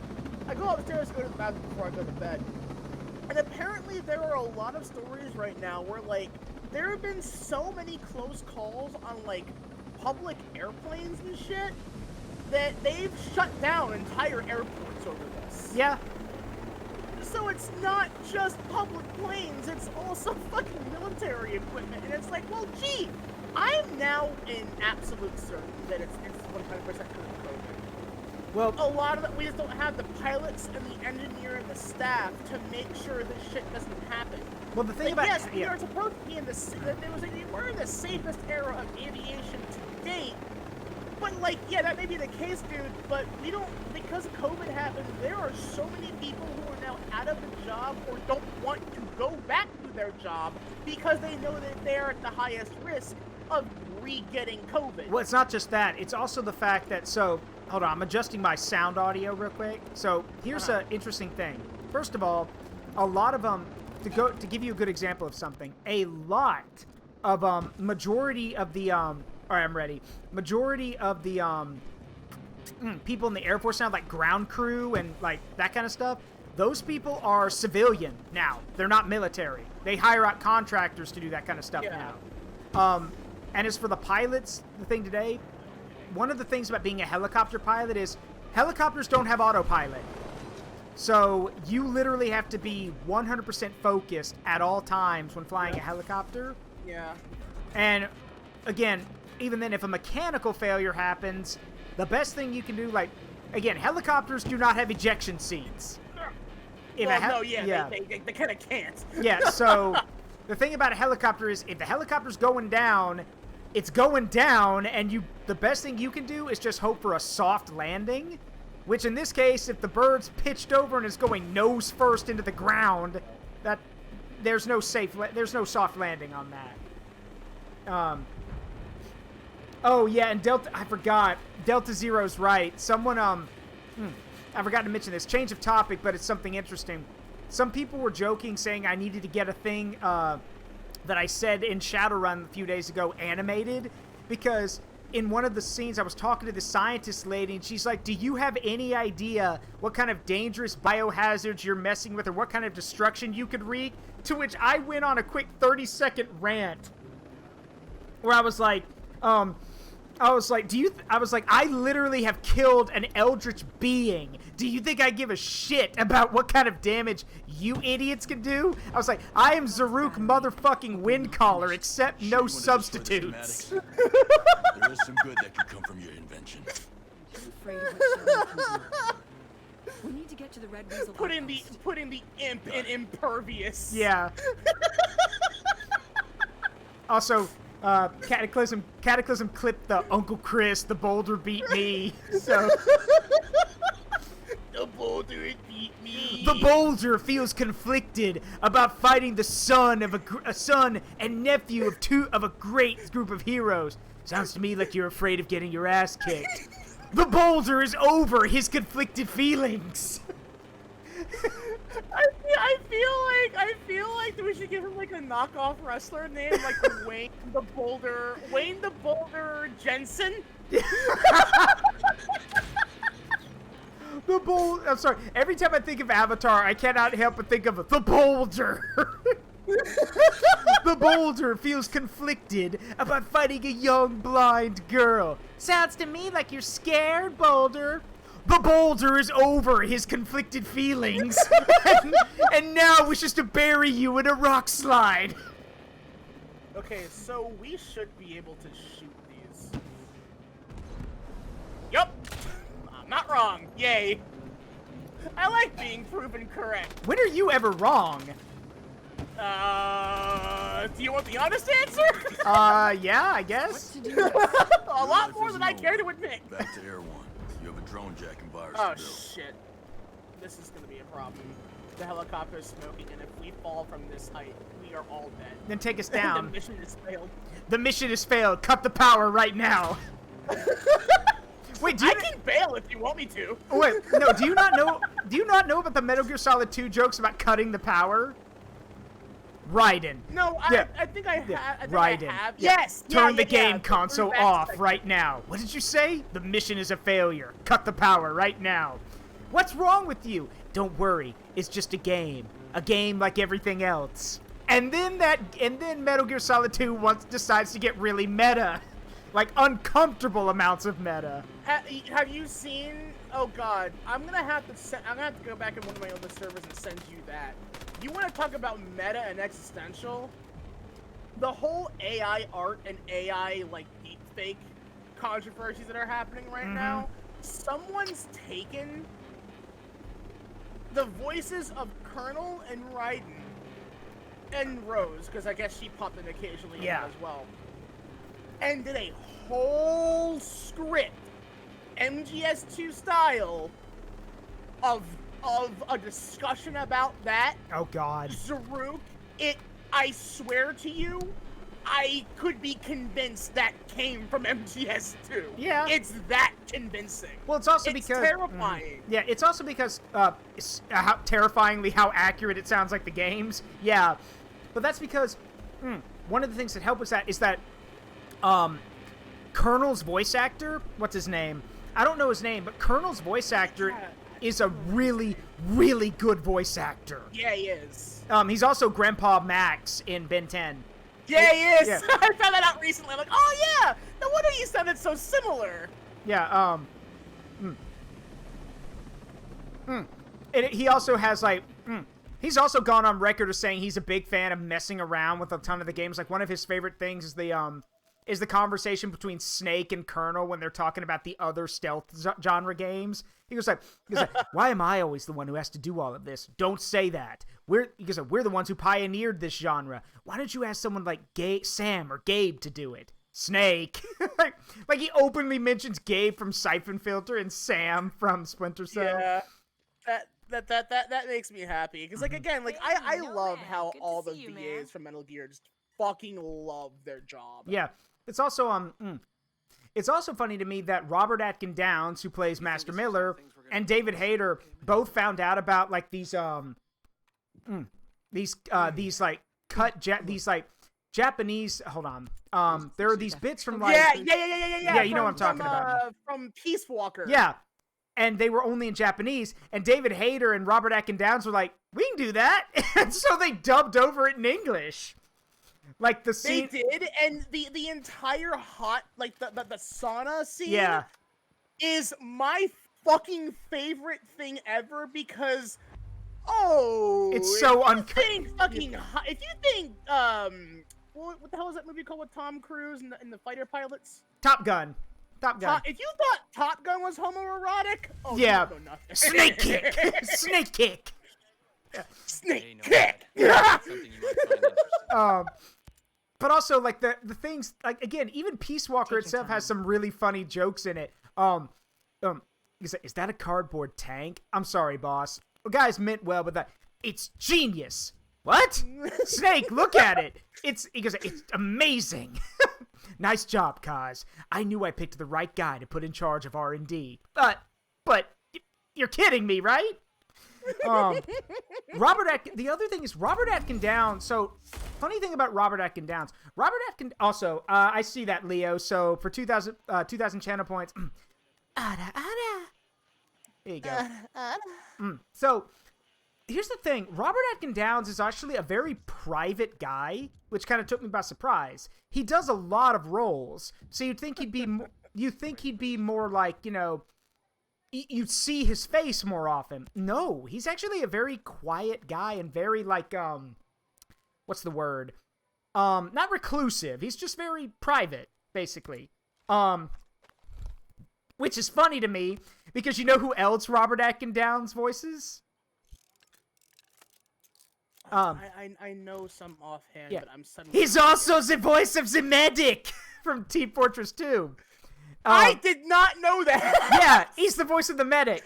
So, and when... That's incredible. Yeah, and when COVID hit, he actually did a pseudo cosplay where he, like, put on, like, the medic's gloves and thing. He didn't show his face. He just showed, like, his arms. And as the medic, he goes, with this recent pandemic, I have decided to show all of you how to properly wash your hands. And he did a video in character showing people how to wash their hands. Like, see, that's the kind of thing I like where, like, again, if you love your job and you love what you do, you never work a day in your life. So, are you also aware of how the Team Fortress 2 voice actors, like, when they were traveling around to different conventions, they actually did this thing where all the voice actors were pretending to be in character and going on the hunt for sandwich. And they went to, like, restaurants and delis and all this kind of stuff. Man, that's one of the reasons why I want to get into voice acting, because it's just like, it just seems like such a fun fucking thing to do, and you can use it for so much evil fun. Oh yeah, no, read what Delta Zero put. That's true, actually. You should see. Yeah, that's right. DC Douglas, aka Wesker in RE5, on his official merch store, you can literally buy a night of drinking with him. That sounds like it'd be fucking amazing. Yeah. It also reminds me of how the guy that did the mocap and voice for Connor in Detroit, he's a streamer.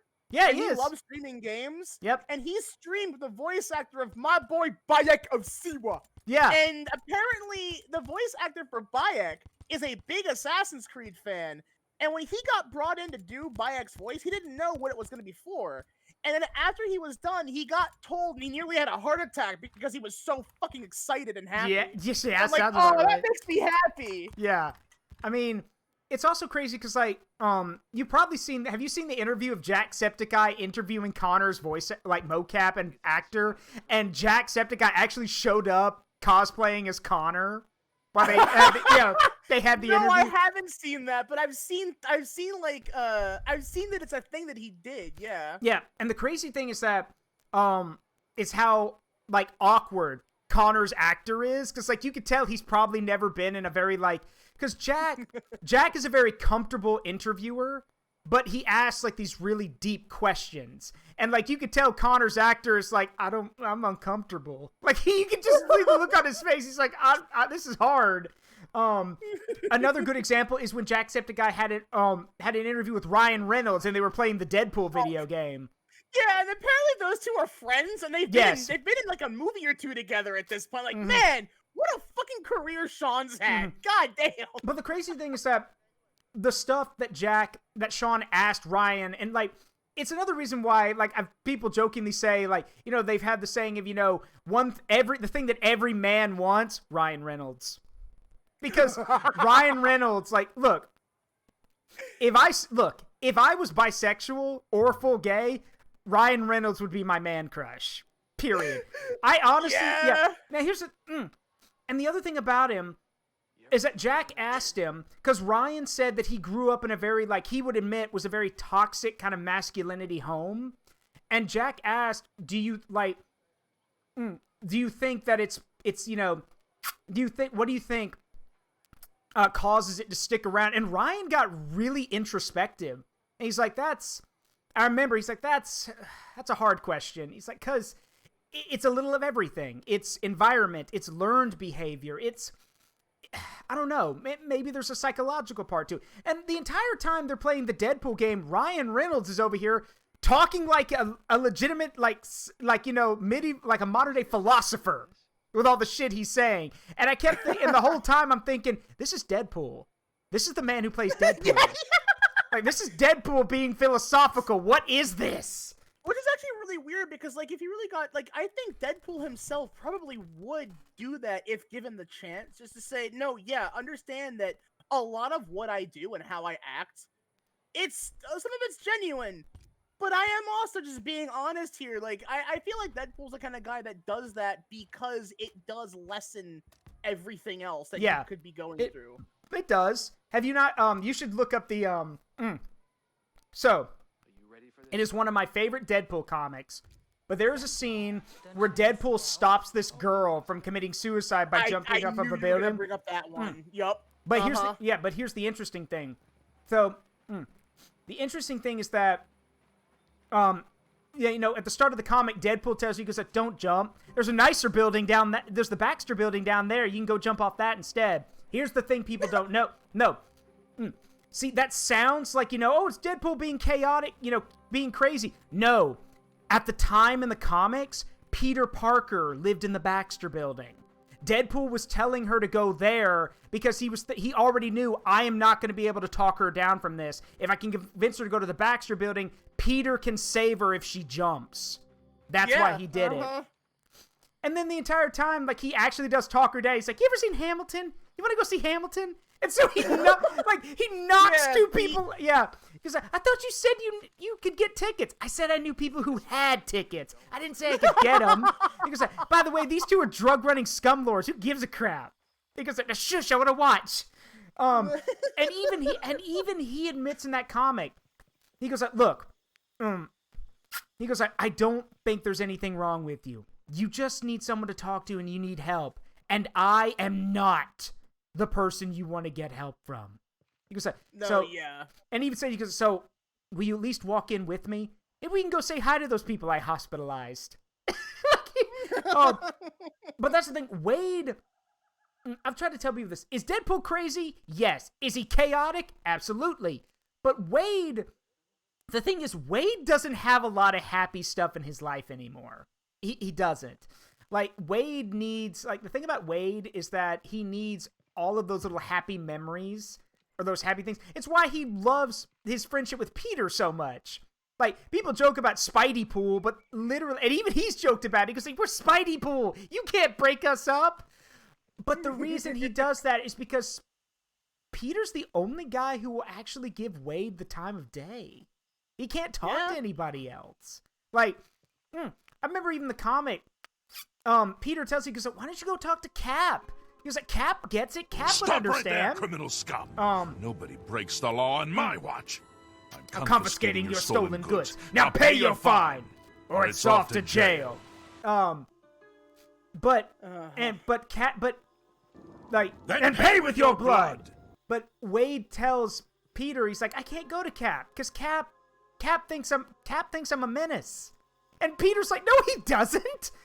And so that's the thing. Wade is self-conscious, very nervous about what everyone thinks about him. And he knows he's not right in the head. So he doesn't really know who or where he's supposed to go. And I feel bad for the guy.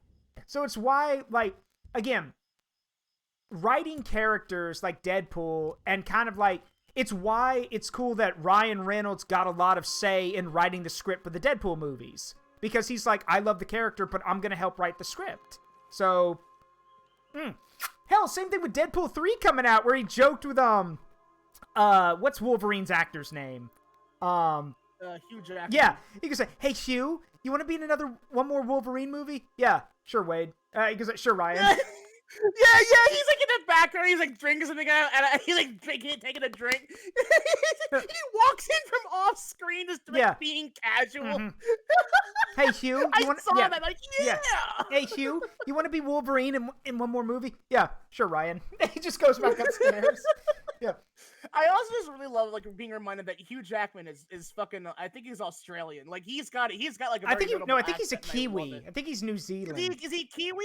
I think he's a Kiwi. I keep forgetting which one he is. I think he's a Kiwi. I hear his accent, but it's somewhere in between. Yeah. No, yeah. I love mine. Oh no, Nick says he's Australian. Oh, okay. I didn't know. I thought he was a Kiwi. Yeah, it's I fucking love that, where it's oh no, yeah, there's this actor that you never hear with their accent, then you hear them with their accent, and it's whoa, it's like Chris Hemsworth, same thing. Okay, wait. I remember when the first Wolverine movie came out, Stephen Colbert had a very funny interview with Hugh Jackman, where he's like, so everyone knows the scene of you tearing yourself out of the immersion pool and everything after getting your adamantium claws. How did you he goes, how many takes did that take? And Hugh Jackman was like, he goes, more than I'm willing to disclose. He goes, and they wanted to get it absolutely perfect. And eventually, he said, like, he goes, we went through so many takes and it took so long to get set up that I actually started falling asleep, like, while sitting there waiting. And it's funny, because then Steven's like, so what, did you channel that anger of getting woken up into that scene? And Hugh Jackman was like, actually, yes. That's exactly what I did. So, like, the scene of Wolverine, you know, like, coming out of the liquid with his bone claws, like, with his adamantium claws for the first time. Colbert makes the joke, he was like, Hugh, it's time to get up for the scene! Fucking say. Again, Hugh Jackman, I think I like what I heard one guy say. I heard some British cabbies say this once in a YouTube video, and I kind of agree with it. He's like, the more A-lists an actor is, usually the more polite and respectful they are, because they probably had to, you know, climb their way up to that point. So they've, you know, been there, done that, and know what they have to go through. And there are some really good actors who are like, who don't have to be as nice as they are, but they are anyway. Like, like, what's his name? What is his name? The guy who plays Lucius Malfoy, like Malfoy's dad in Harry Potter. Apparently I've heard that he's actually a pretty cool guy, but like everyone hates him because of his character or something? Well, it's because Jason Isaacs. Jason Isaacs, that's it. No, Jason Isaacs is known for playing bad guys. He's Bannister, for example, he's Tavington in The Patriot. He's Lucius Malfoy in Harry Potter. He plays a lot of bad guys.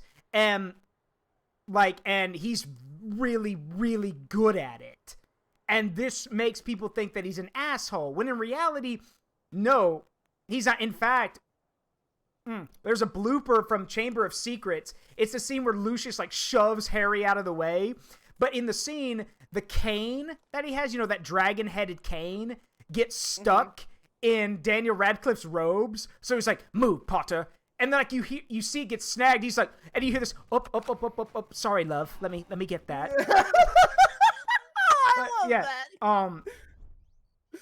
Yeah. So, and Jason Isaacs, other thing about Jason Isaacs is that a lot of his stunts, not all of them, but a good number of his stunts, he actually did himself. Case in point, if you've seen The Patriot, the scene where, like, Mel Gibson's character stabs Tavington's horse and he goes flying off of it, that's Jason Isaacs doing that stunt. That's actually him. Like, what they did was they used, like, a fake horse, like, on a track that would stop at a certain time and then catapult him forward onto these safety things. Yeah, that was him. He did that for real. So, and it's funny because he said in an interview, he goes like, that was the best part of the job, getting catapulted off of the horse. So, again, you can be a super nice person and play, like, remember, you have to separate actor and character. The moment you put the two together, you are making a mistake. Yeah. Like, good example, Keanu Reeves has played, like, recently he's known for being John Wick, who's a merciless killer. But Keanu Reeves might as well be a freaking saint with how much of a nice guy he is. Also, he's, you know, one of the most intimate, or one of the most famous facts about him is that The Matrix wouldn't exist if it weren't for him. Yeah, and how he gave a ton of his money to everyone else. Yeah, he paid, like, the vast majority of his salary to everyone who worked on that movie to make sure the movie was finished. Yep. Oh, you're jumping that. Okay. Well, no, I saw a truck on the road, like a equipment truck. I was gonna go check it out, but I think it's gone now. The truck has started to move. Yeah, but Keanu, Keanu is like this super, like, nice guy. And here's another thing, Keanu, like, a lot of people don't know, Keanu actually lives a pretty. Let me describe this for you. Keanu is a multimillionaire. He's a successful actor. If he wanted to live in a fucking mansion, he could live in a mansion. But you know what he lives in instead? He lives in an apartment in New York. Now, yes, that's expensive, but I mean, compared to what he could have or should have, that's nothing. I mean, I was like a decent apartment in New York is going to be expensive regardless. But it's like, it's it's expensive, but it's also still like an affordable thing for people who with some level of decent-ish income. The real question is, it's like, oh no, yeah, you're right. He could be living in a big fuck-off mansion somewhere, but no, he doesn't do that. Yeah, he just has an apartment.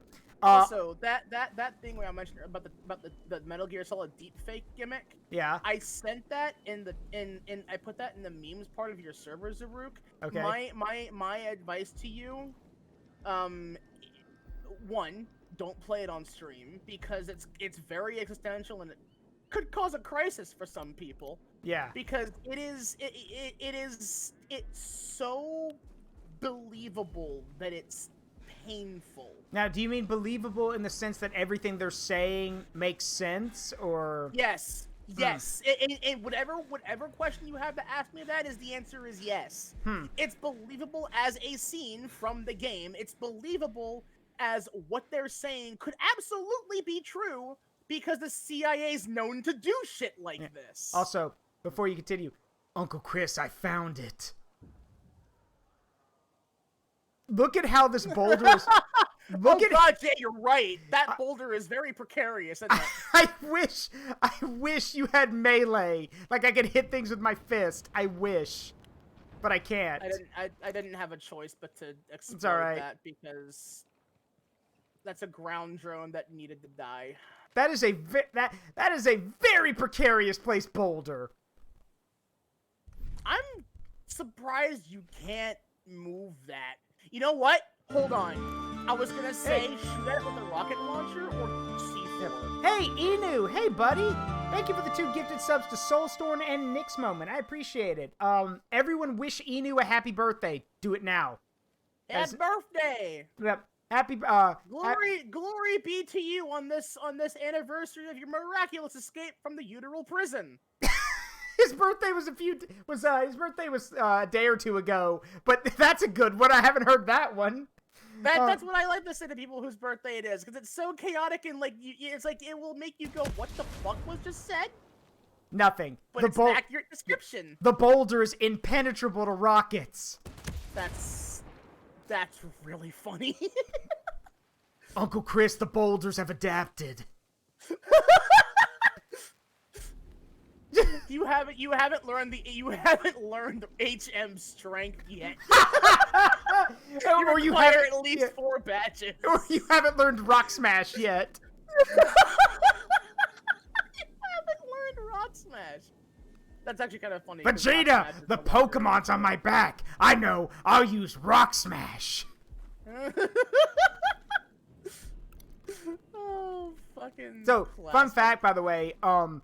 So for those who don't know, Takahata is actually doing his own like review of the DBZ abridged episodes, and he actually said, the famous dodge. That's his joke, but he takes no credit for it because if it wasn't for Lanny's acting, it wouldn't have been as funny. No, yeah, I remember seeing that comment that he made. Yeah, and I kind of fucking love Takahata. That dude's a fucking hero. Also, you want to know how I'm very proud of him. He used to be like a pretty heavy drinker, but like now he mentions like which I also have a big respect for his fucking VTuber thematic. He runs a bar and is a bartender, which I'm like, no, yeah, I fucking love that gimmick. Then I love like the alcoholic who overcame all of that and just now runs a bar. Yeah. Do you know how? Have you seen the clip where he explains how he did the guru voice? No, okay. I have not seen that. So he mentioned in one of his videos that Lanny contacted him right after he got back from a trip. And he's like, hey, can you do a voice for, for the elder Kami Guru? And Taka said that he just shoved his chin down into his neck, like shoved his neck into his, pushed his chin down into his chest. He goes like, is this the voice you wanted? And he goes like, perfect, great. And that's how Guru's voice came to be. It's literally Taka just compressing his chin and his neck down into his chest. Yeah. No. It actually does affect that because I can do that voice without the neck thing, but the neck thing does actually make it sound more natural.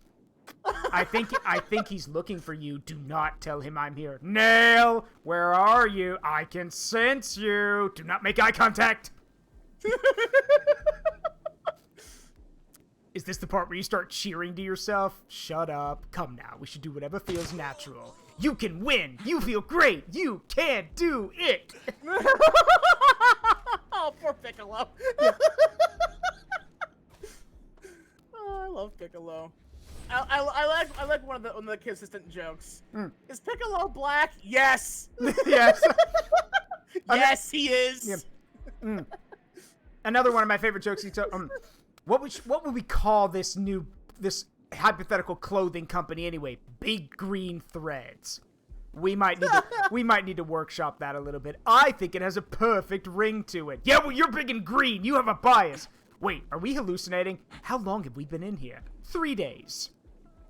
Slams the door open. I'm out. Now, here's the thing, though. I was talking to Amina, my girlfriend, yesterday, or a few days ago, and I don't know what abridged series or what little thing it's from. It's a conversation between Frieza and Cell, and Cell's telling Frieza that Trunks is Vegeta's kid who killed him, and because they won't believe you. Why not? You do. Because he mentioned, he goes, Frieza, I have never lied. He goes, they won't believe anything you say. Why not? You do.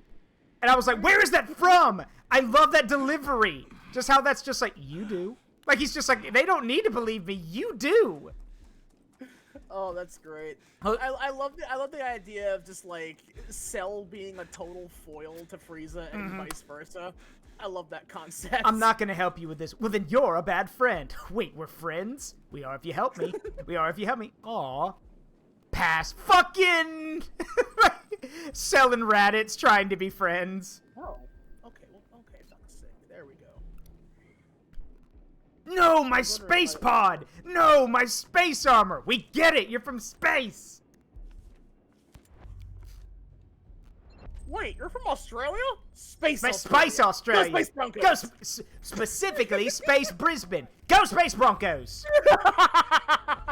I absolutely fucking love the Ginyu Force. Oh, yeah, and series.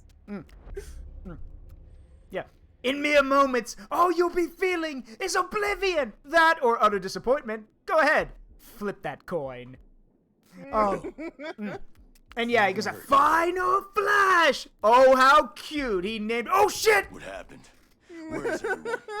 The soldiers, they just came in So, and took the programmers. Do you actually know why they went with... Okay, a lot of people don't know this. The reason why they went with the whole... Oh, shit!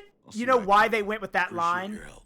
Because, okay, so in the English dub of Dragon Ball Z, Cell kind of reacts. Because all he says is, what's this? And then he gets hit. It's the German dub where he says, oh shit! And he gets hit. So, they actually went with the German way of doing it and just had Cell go, oh shit! And then get hit. Yeah. Huh. Nice. This is a new feeling. Pride in someone else. Unfortunately, it's overshadowed by all this unyielding rage! Fun fact, my friends can back me up on this. I've used that in a D&D game. I've used that exact line. My raging barbarian character got knocked into the water away from combat, and he sat there on his back and said, huh, this is a new feeling. Pride in my enemy. And unfortunately, it's overshadowed by all this unyielding rage. And he then proceeded to climb out of the water and literally rip that person in half with his axe. Uh-oh. I forgot about this part. God damn it. We gotta restart the mission. Oh, but the blue one's cool. No, it's not that. We killed everybody here, thus there's no one to give us the proc for this mission. Oh, yeah, there is. I got a thing lit up. Right over here. Do you? Yeah. Is there someone left? I think so. This is the mission that I always fuck up, primarily because of that problem. Yeah, and then Lich King's right. Vegeta's dimension-shattering scream, and it travels across time and space. I fucking love that joke. That's one of my fucking favorites. What the devil is that noise? And of course, yes, Delta Zero, of course we know. Get that bitch a cannon. Bitches love cannons. Hi, I'm bitches. whips out my M82. I'm bitches. Oh, fuck, that's an anti-tank rifle. Oh, fuck, that's an anti-tank rifle! That entire exchange on both ends is one of my favorite things to quote.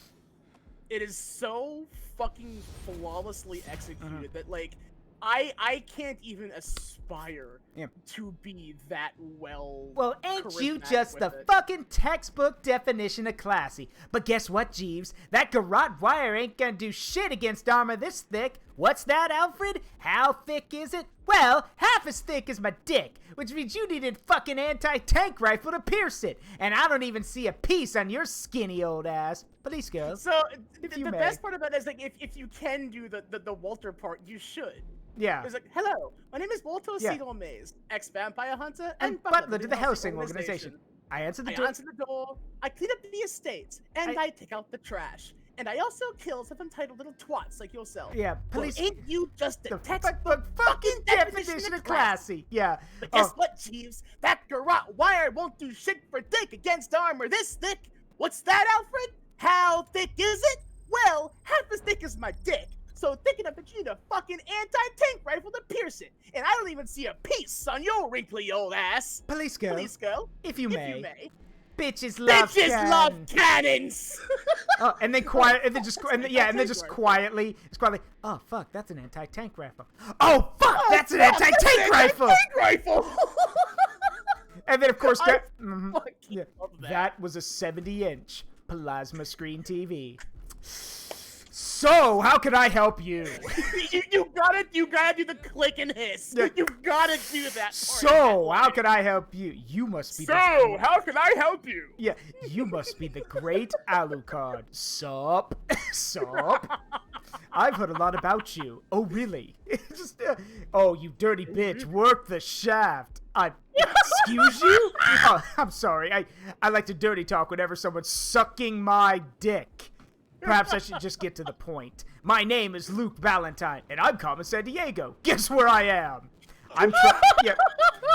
I'm trying to have a serious conversation with you here. Oh, so am I, and I'm failing, and I'm sorry about that. It's just I'm a little agitated because this blonde little shit strolled into my room, destroyed my 70-inch plasma screen TV, and is trying to impress me like I'm his alcoholic father. Be a sport and grab daddy another beer from the fridge, would you? And the smash cut to combat. Yeah. It's like, oh my god, it's so perfectly executed. Oh, it's amazing. You know, actually, I was streaming Tuesday, and someone newer, I think, came to my stream and mentioned that apparently they're gonna be involved in doing a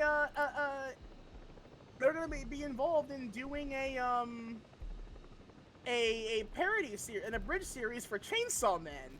Oh. And I'm like, okay, look, if you're in my server, when you get a chance, send that. I kind of want to see it. Hit your or you should have been like, Hit Your Chaos got us up for a role. Well, that's the thing, is that it's like, I don't have any attachment to the series, and it's like, I feel like I can't do work for something if I don't have, like, innate attachment to it in some capacity. Yeah. I probably could, you're right. But, like, and again, the way they were doing it, I probably could have done that. Maybe I'll ask, I don't know, but, like, I would have a very... I don't know. It's I feel like that would be a pretty good way to go about it, but like I said, I don't know anything about the series. But one of my favorite abridged series that they stopped doing, which makes me sad, but is one of my favorites, is for a while they were doing Mobile Suit Gundam abridged, and it had some really funny lines in it, like, because damn it, Char's getting away! DNA evidence! Amuro, get your butt back to White Base. We'll all have a chance to nail Char another time. Sir, that's disgusting! Or later, when, like, Char betrays Garma Zabi, because, Sir, the Trojan horse is attacking us from behind! What? Behind? No, not there! Not now! What's wrong, Garma? I thought you liked it from behind. Because, Char, you betrayed me, but why? Because, Garma, this is my world, and the Zabi family are not welcome in my world. And then, like, yes, that's a TF2 reference, and they make another one later when Garma dies. They actually play the domination sound, and it shows you were killed by Char Aznable, the Red Comet. And he laughs, he goes, Dominated, you purple-haired Nancy boy. He goes up. Today is a good day. Nothing can make this worse for me. I think this is the best I've ever felt in years. Sir, the Admiral Doze was on line 2. I'll put him through. God damn it, Drin. I told you not to put him through without my... Admiral. Hi. I trust my baby brother is enjoying himself in Narlandshire. Oh, yes, sir. He's having a wonderful time, sir. And he's in good health, I might add. He's dead, isn't he? What? No, no, sir. No, of course not, sir. No. Okay, maybe a little bit. Only a little bit dead. Yeah. There's also another thing they do, where Shar is going to meet another guy out in the desert. Because it might be a while, Dren. Want to play a game? Is it a drinking game, sir? Yeah, you know what? Take a shot every time you see sand. And they land out in the middle of, like, the Sahara.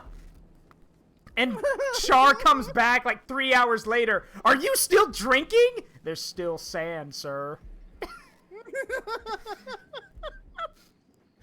There's also, like, so for those who don't know, in Mobile Suit Gundam, Amuro's only, like, 15 or 16. And by the he literally starts having a mental break after he's killed about 10 people, when it finally starts to click that he's killed people. And so in the actual series, he starts having, like, getting PTSD and having mental breaks. But in the abridged series, when, like, he's alone in his room with all the lights out and all he's got are these, like, display screens, like, showing what's going on, you can hear him mumbling to himself while he's eating, "What was that sandwich? Kill them all. Good idea." Like, he's talking. It's a TF2 joke, but he's, like, talking to himself and slowly going insane.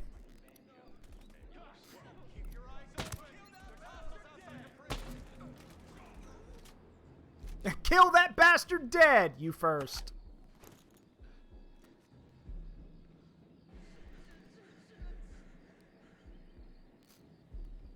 Also, it may not be like over where you're running. It's not. It's not in the abridged series, but it has one. But it is in the actual anime, and it's one of my favorite anime lines that I've heard. When Noah Bright slaps Amuro across the face, "You got no right. Even my own father never hit me." Maybe he should have. Yeah, maybe he should have. He actually says that. Maybe he should have. Oh yeah, that's yeah. Right? I remember that. I'm not with particularly. I'm here to help. Well, maybe he should. Go to hell. This is another one of her games. All right. Oh, I can't. I'm not allowed to skip the dialogue. Really? Go to hell. Oh yeah, there are some this where is you another can't one of her skip games, dialogue, isn't it? Unfortunately. Ilsa Herzog, queen of the pathetic.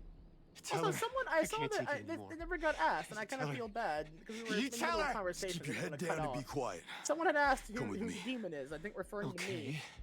Yes. Hello. I know a place. I go by Mama Nile VT on Twitch.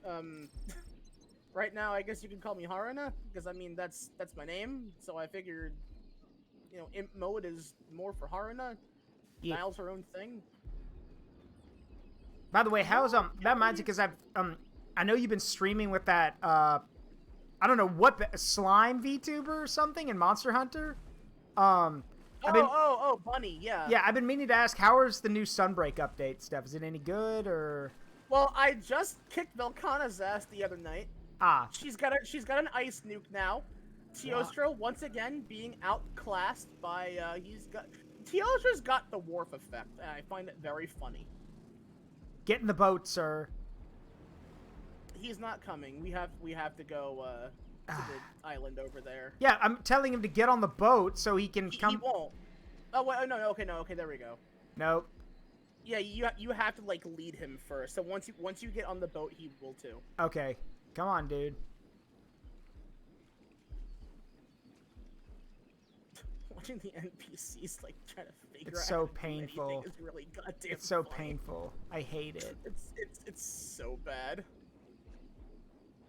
Here we go. Get in the boat, Shinji! Get in the boat, you fucking idiot. Oh, he doesn't want to get his nice pants wet. Oh god. Come on, dummy. Screw it, I'm getting a car. Hang on. So he doesn't have to ruin his precious shoes. What the fuck? Oh, no, okay, I see. Yeah, we have to do this while going on land. Yeah, because he's a little fucking scumlord. Come here, stupid ass. I'll take him to the goddamn. Oh yeah, Lich King's right. Teostra kind of looks like Worf. That's actually true. He does. That's funny. But no, yeah, Teo's got that problem of like, oh yeah, now there are other monsters that have explosions bigger than your little pissant fucking supernova. Even your wife's is bigger than yours. That's Teostra getting put in the same boat as Rathalos. Even Rathalos got a bigger one than him now. Yeah, but and that's just funny. But remember, Rathalos gets clapped every new update just to show how badass the new monster is. Well, no, that's the thing. Is that like that's Teostra? Like for Elder Dragons, that's Teostra. Yeah. Like flat out, Teostra is the Elder Dragon Worf, and that's genuinely fucking funny to me. What the fuck is that? What the fuck is this? Get this fucking MLP bullshit out of my goddamn house. Why did I almost go Uncle Stephen He there for a minute? What'd you find? What the hell is this? Yeah. Some fucking little purple unicorn shit in a window. What the fuck, Knuckles, is this? Look, I'm really not with Sentinel, alright? My name is Nomad. Jay What Skell the sent hell? me. He and I are trying to take What down the a section heck? of the Uncle, are you doing Uncle Raja? Uncle Raja? No, let's see. Yeah, it's Stephen He specifically. Yeah. Like his failure management character is fucking hysterical. I love it. Really working with. So wait, is this Uncle Roger or the emotional damage guy? Emotional damage. Yeah. Emotional damage. Emotional damage. People impressed by your subtle skills. After finally like watching those videos in their entirety, oh my fucking god, I love it. Because like the voice reminds me of like the era of that one dude on YouTube who did like those fucking prank calls when he was doing a voice similar to that. And I just Fat Zabi? I fucking love it. I will send you to Jesus. I will send you. I've begun saying that unironically because it's so fucking funny of a line. To him, or you gonna do Pulls something? off his fucking Waterboarding doesn't slipper, work, so points it at you. I will send you to Jesus. I will send you to Jesus. You don't know what to do? It's like, that is like comedically threatening, and I love it. Oh yeah. Look at this war crime happening. Everyone loves a good war crime, right? Hey, what the hell, man? Let him be. Breaking shins is illegal. I love the idea that fucking old Jimmy signs up for military enrollment. He unfortunately gets involved in war crime after war crime. Please. Order up. Guess it's time to eat.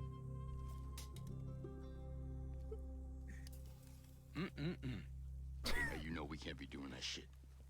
Christ's sake. But you want to split hairs over what's legal, what's not? Uh-oh. Shit, this ain't nothing compared to what would happen if we handed him off to a real contractor. We used to work with this, badass blonde-haired bitch from South Africa. Having a barbecue. She loved torture. Yeah, man. Took pleasure out of it. Let me tell you something. She got answers. Torture? That's Now fine. that was a confession you could count on. BBQ torture? Damn daddy's boy Bond. Taking his instructions out of his FM, playing office politics. You really want to work with a shitbird like that? Wouldn't you rather have a competent contractor in your corner? Yeah. Well, not a bad day's work. I'll have my medium rare. That's how you're supposed to order a steak, actually. Some people are used to the Carl. No. Yes, because you're supposed. Wait. Yeah, most most steaks that are made at like professional places are made medium rare. Yeah, they have to be because like that's kind of the point. Like, that's one of the wonders about beef is that all the things that would be bad for you is on the outside. So even if it's a little pink on the inside, that can't hurt you. Pork, however. Chicken too. Chicken, yeah. Yeah, chicken. That's why I eat beef. Yeah, beef chicken. is like one of those things where it's easy to cook. Yeah, chicken. Chicken. Because we'd like to take a moment to. All our food keeps blowing up. Have you seen those commercials? No, that sounds familiar. It's an Arby's. It's an Arby's commercial. Where like all their stuff just randomly blows up. Arby's is one of those places where I don't understand half the hate that it gets.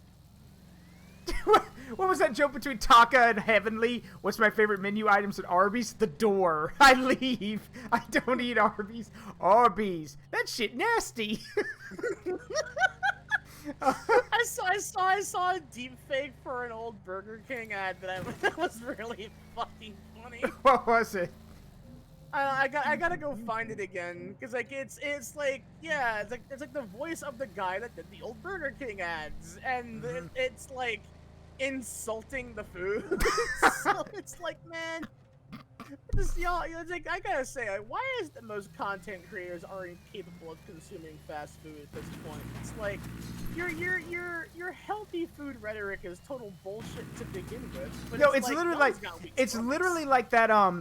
I don't know what it was from, but it's literally like the burger. It's literally like the burger commercial that Robert Atkin Downs put his voice over. Because, oh no! Bye. What the fuck were those physics? It's fine. It's fine. It's fine. And then a train comes by. Yeah, I was about to say, and then the winged hussars arrive, and the train shows up. Wait, have you seen Sabaton vs. Anime? Where like it literally it's like, so for example, they show one of them is like the Red Baron vs. Anime, and it takes scenes from like one of these World War I movies. Remember that, you know about that weird anime where like the girls turn into fighter jets and everything? They take, even if you, okay. I only know what you're talking about because I've seen like a clip of that, but yes. But, well, it shows a clip of that, and then it shows Manfred von Richthofen flying behind her and shooting her down. And then at the end of it, you hear, then the winged hussars arrive, and a winged hussar smashes one of the anime girls off screen. And they make it a point, like in all of those videos, every time something happens, a winged hussar will come out of nowhere and just run over an anime character. They even have a thing where, like, the girls from Girls in Panzer are fighting actual Panzer units. And then when one of them misses, you hear the German gunner go, "Verdammt!" And then, but then right when it happens, a winged hussar shows up and tackles her. Wait, hold on. You know what? Screw it. Hold on. I'm gonna stay here and cover. Screw it. I have to show this now. I have to show this. Hold on. I hate that I have to, but y'all have to see this. Hold on.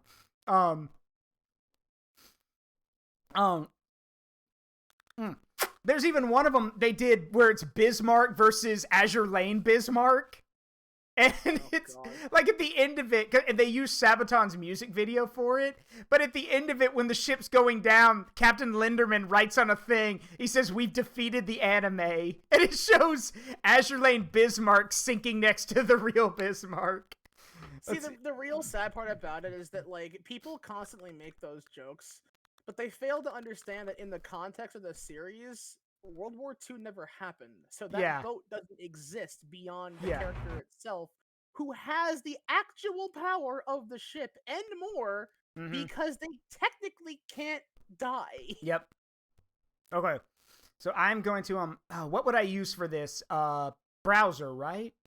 Would that work for this? Would I use something else?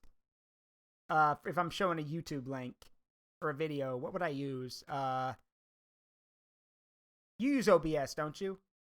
I use slobs. Okay. Usually. Nova uses OBS, but yeah. I would use, if it's for capturing the browser specifically, then yeah, I would use the browser capture. Okay. Let me go ahead and put this in real quick. Yeah, browser source could also, because you can like you could put a link in and it will show whatever it is you're linking to.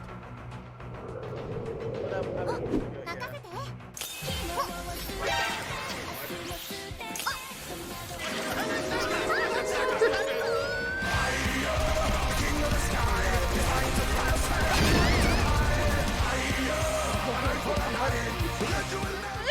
Wait, here it comes. There it is. There it is. Oh my fucking god. Yeah, because like if I recall correctly, that was an ad. It wasn't a full anime. I don't think. Yeah. But like it was an ad for something. Yeah. But it was so weird. Yeah. I think they also did it for cars too. Where like this girl that goes and like drinks gasoline and then turns into a car. Yep. Yeah, I've seen that one too, yeah. It's so like, oh, did you actually know, I don't know what car it is. Someone will have to look it up. There's an actual car commercial where Shar Aznable in his red Zaku 2 comes down, gets out of his mobile suit, and goes and starts driving the new car. Because one of the promos for this new car is a red Comet version. Like, it actually has the internals all look like the inside of a mobile suit. It has Shar's symbol on the outside of it, and it's this bright red paint job. Like, it's his car, basically. And I wish I could remember what brand of car it was. Could someone look that up for me? Just look up Shar Aznable car. If someone could tell me what brand it was. Because they had 2 commercials about it. It's a Toyota. Yeah. Yeah, it's a Toyota. A customized Toyota Auris. Mm-hmm. And apparently it was worth a shit ton of money. It's a fucking hatchback, though. Ew. Yeah. I don't like hatchbacks. I mean, what was it I heard one guy said? He goes, hatchbacks are literally just, he goes, you pick a hatchback if you want to give a car a dumpy. You pick a hatchback. and it's funny, because I looked at him, I'm like, I hate that you say that, because my first ever car was a hatchback. I drove a Saturn Astra, which was a cute, like this compact little hatchback. Lasted me a long time, too. So... Saturn? Those aren't a thing anymore. Not anymore, but back when I was first driving, my grandfather owned a Saturn helped run a Saturn dealership, so I got a Saturn to drive. I bet we heading over to Camp Viper. Get in the car. Oh. Well, I jumped to I was going to the objective. I jumped to a... Oh. Bivouac point. Oh, okay. That is like 5 clicks out. That's fair.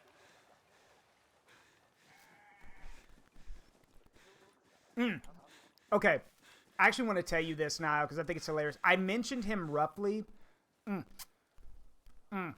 or you might have heard me mention him on stream. I think I talked about Joachim Marseille, like this German pilot who had so many demerits and so many like breaches of like protocol. Like, no joke, he had so many like demerits and so many like marks on his record that it was so thick you can make a phone book out of it, literally.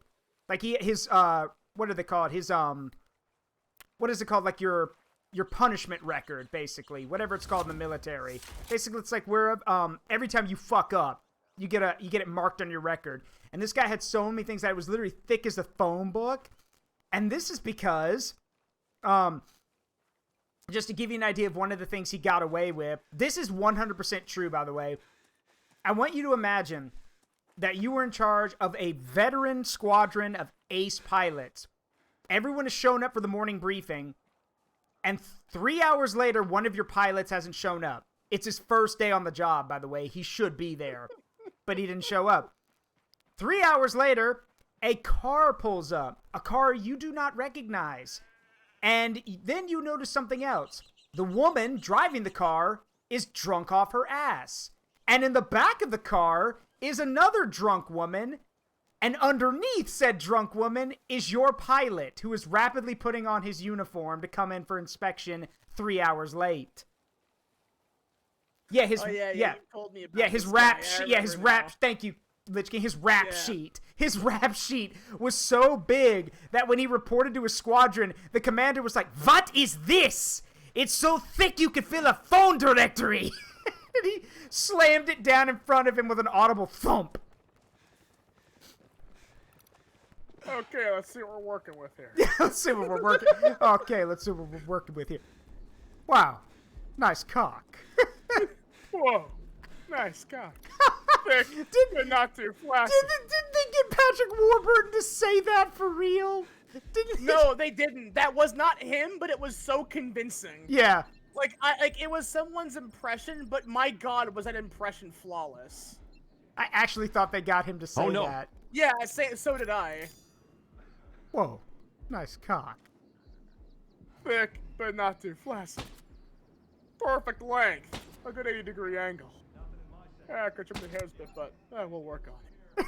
Yeah, I'd say that's a pretty nice cock. I'd rate it 8.5 out of 10. I missed my shot. I couldn't concentrate. I couldn't concentrate.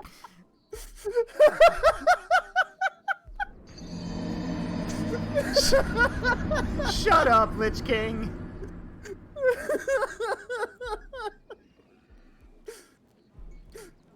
Yeah, because again, it's echolalia. That's one of the reasons why I think I'd be a pretty decent voice actor if I really applied myself to it. Because I hear a thing, I emulate it until I get good at it.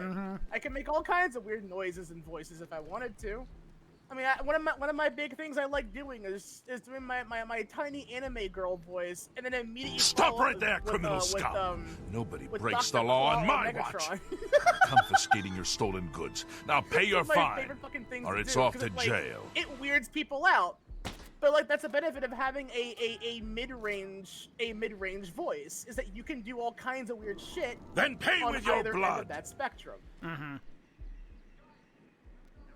Coronation Starscream, this is bad comedy. Megatron? You live? Here's a hint! He proceeds to kill Starscream in front of everybody.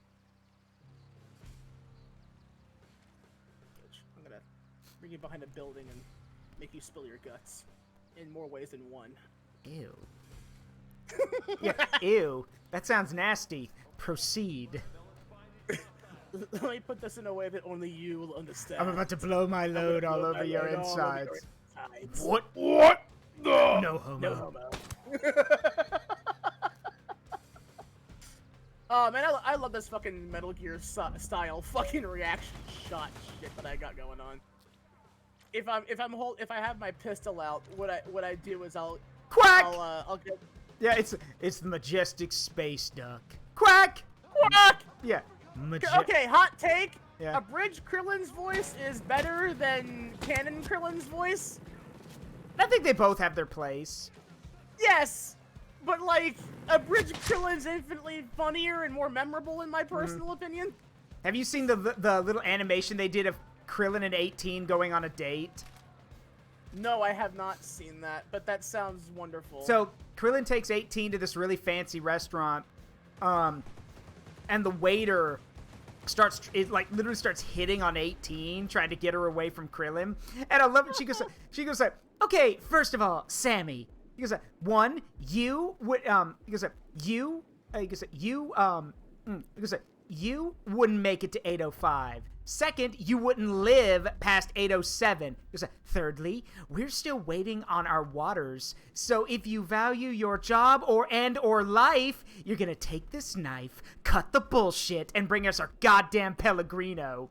And Krillin, the whole time, Krillin's oblivious to this. 18 just steps up because Krillin's too, He's too in love with her to notice it when anyone else hits on her, which I think is the cutest shit. And then, locate the convoy. It's getting away.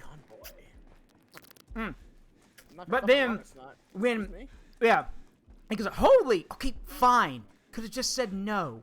Don't have to be such a bitch about it. And Krillin understood that part. He goes, excuse you? I'm gonna give you about 5 seconds to apologize for what you just said. Or what, midget? You gonna headbutt me in my dick? And then Krillin smashes the table with one hand. Apologize. Apologize. Wait, no, I have seen this. Yeah. That is so. Yeah, I think I have seen that. And then they go to get burgers, and it's funny because, and literally, they literally go to get burgers, and he's like, so, do you even need food? Or, well, technically no, but would you call life without burgers living? And they literally just start... God, that's so based. It's funny, because she mentions, he goes like, wait, how do you know my name? Oh my god, did I not tell you how I killed Cell? Wait, I thought that was Vegeta's. I thought that was Goku's kid. Yeah, okay, that's part of it. And he talked, because Krillin did kill Cell. He killed the starting version of Cell in their timeline. And it's just an adorable little conversation between the two. And also... We gotta interrogate him. Yeah, I won't. Don't blow it up. I'm gonna try not to. Yeah, but I can blow up the Humvee. That you can. There we go. Alright. If we kill the driver, he'll have to bail out, right? Shoot the tires. I was going to, yeah. There we go. Got him. Get him. Now, Get his ass. I can... Oh, that's fine. I can just charge him. Fuck this guy. Look at you having a reload and throw a diving grenade. Come here, bitch. Oops. Who the fuck? I pressed the wrong button. I hit the wrong button. I clicked the stick. You were like, we need to take him alive. My response is, oh, I'm sorry. Was I not supposed to shiv him to death with my knife? I'm sorry. Like, I forgot. Like, I thought I clicked the button to grab him, but I grabbed the wrong one. That fucking drone out of my face. I love how it, like, when it tried to kamikaze me when yeah, and it just bounced off. So we have to yeah, I know. Now by resetting the world state. So yeah, I got it. I got it. My bad. So what do we have to do? Just how do we restart the mission? You hover over the mission. It should have a I think. I got it. Retry. Retry. Yeah. Zawaldo.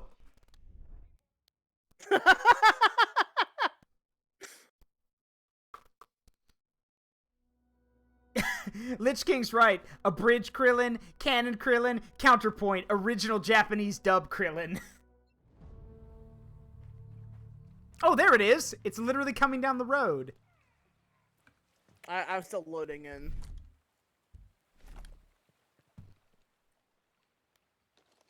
That field, the ping too big. But is it as big as your hips? If it were to be a problem, I probably couldn't play the game.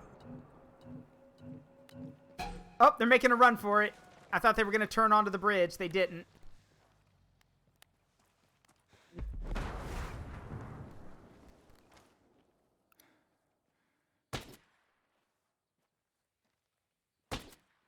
Damn it. I'm not going to be able to catch them.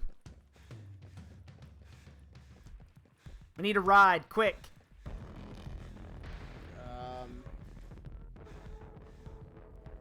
Oh, they're coming my way. Are they? I think.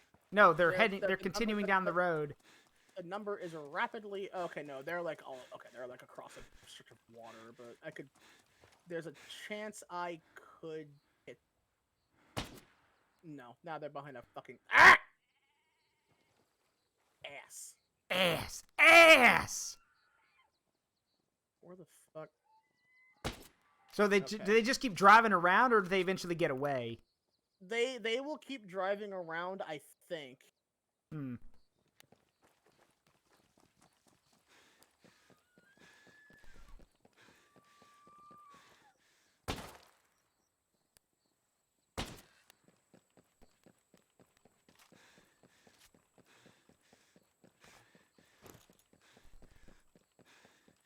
Hang on, I'm gonna try and see what I can do here.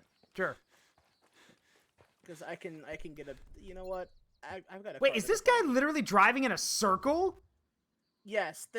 Okay. So if you look at the map, I am. I checked it. Yeah. The red bit. That's what they're following. Okay. Well, they're gonna come back onto the main road in a second. Yeah. Oh, you know, it's not like it's not like we just had one of our cars blow up on the main road. Let's go back down the main road. So I'm not getting a helicopter. I want to see if I can. Where is it? Where's my fucking car? It's up there. It's up there. Get out of my way. Here in my car. Here in my garage. Yeah, here in my garage. Just bought this new Lamborghini exo-shell here. Yeah, you know what I love more than this exo shell? Knowledge. My M82. My M82. I fire a different gun every day.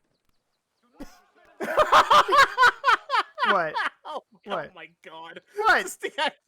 I fire a different gun every day. I kill one man, I steal his gun. I kill that man. I take his gun. I take his gun.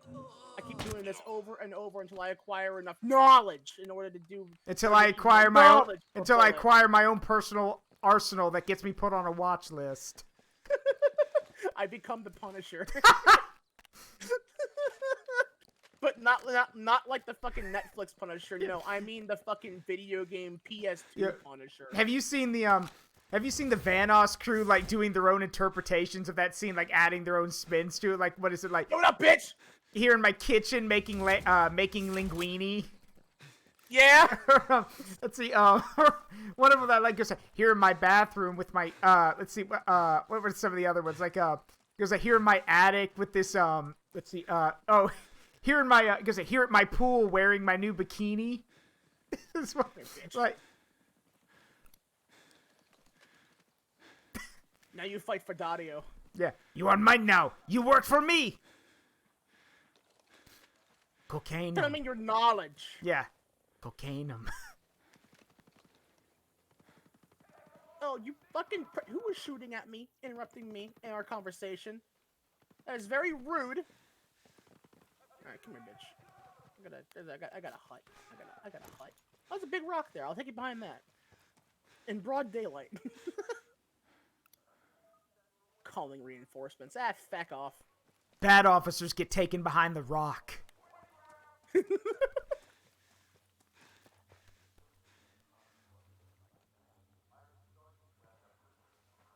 He has no teeth. Probably because you broke all of them. Your teeth model is gone, sir. This ocean air is really screwing with my kit, man. I'm having to clean everything all the time. That's funny, sir. I don't mind it so much. I forgot the guy's name is Rosebud. There we go.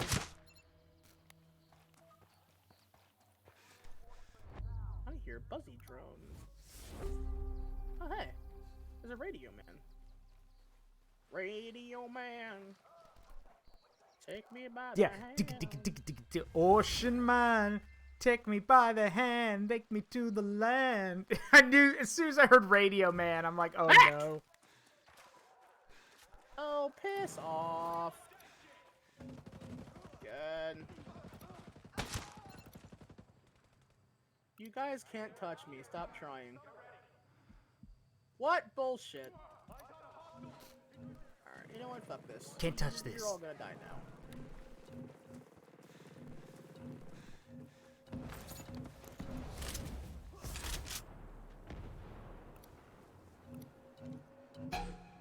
What? Oh. Sure. I'm gonna have to ask you to put your shotgun away. Oh shit. I got jumped. Where the hell did these guys come from? They kept, remember they called reinforcements, remember?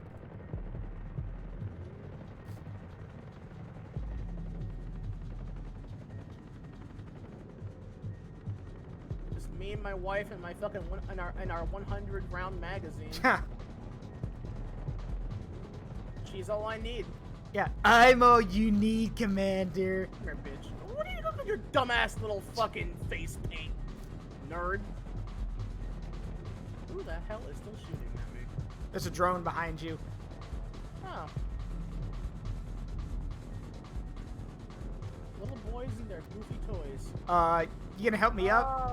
Oh, I need to make sure we're not gonna get fucking sniped by rocket men. Oh. Look at that. 5 seconds. Great fire. I'm dead. Oh. Eh? Oh, there's a timer on Oh, that? yeah, there's a timer on it. Get up. Wake the fuck up, Samurai. The fuck are you doing down there? Yes, ma'am. Fuck this guy. Ooh. I see you, Mr. Heavy Man. Don't think I don't. Heavy! I'm heavy weapons guy. Now you're dead weapons guy. Ah, da, da.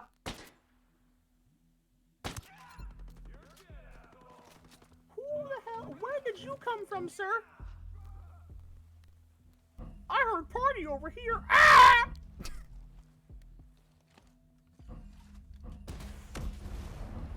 You know, that's not what I wanted to do, but you know what? That's fair, I guess. You ever just pierce through one truck, miss a dude behind it, but somehow nail the truck behind that truck, and now it's gonna blow up? I mean, there's a lot of jank stuff in this game. Wanky, wonky, and janky. Ah! Did you just jump into a vehicle right next to an exploding one?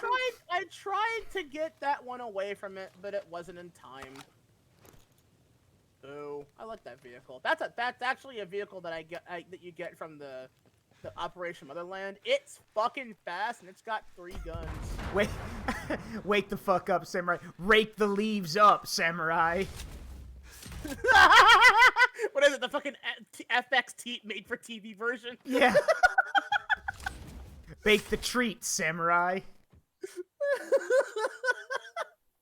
What was the one that they had for God damn it, what the fuck was that movie? Die Hard. Yippee-ki-yay, Mr. something. I thought it was Mother Humper or Mr. Trucker or something. I don't know. It might have been Mr. They're like multiple versions, I imagine. Oh yeah. So I actually wanted to ask, were there any other weapons you wanted to obtain? We could get more sniper rifles. Oh god, that was some lag. Now I'm good. I like what I got. How do I take off the silencers again? Well, for me it's a T button, but you use controller. It's like a dedicated button for it only when you're aiming. Yeah. Ah, here it is. I want to find out what Solid Snake's gun sounds like without the silencer on it. So excuse me while I go deal with these guys. You're gonna blow my cover.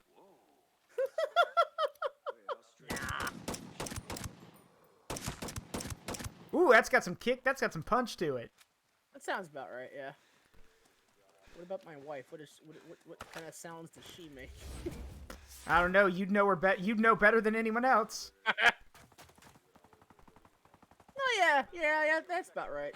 I just love the way that guns sound when they're suppressed. Okay, now take the silencer off of the Barrett.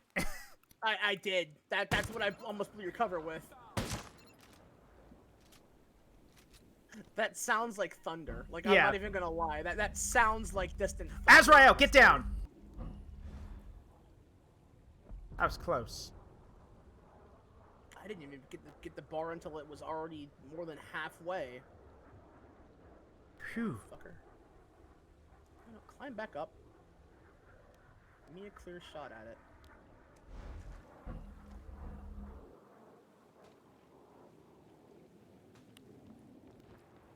Bitch! Down it goes.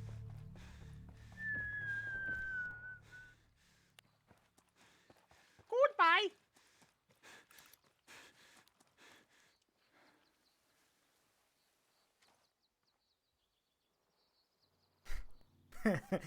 Okay. Uh-oh. So, I'm about to make a joke here. We'll see. Damn it, Nile! Okay, leave the guys there at the outpost for a second. I was gonna make a joke. Okay. Yeah. Hey, you ever wonder why we're here? That's the ultimate question, isn't it? You know what's gonna know now. That's a red versus blue joke, everybody. You ever wonder why we're here? That's the ultimate question, isn't it? Are we the result of some god? Or is everything just predetermined? I don't know, man. But it keeps me up at night. What? No! I mean, why are we here at this base?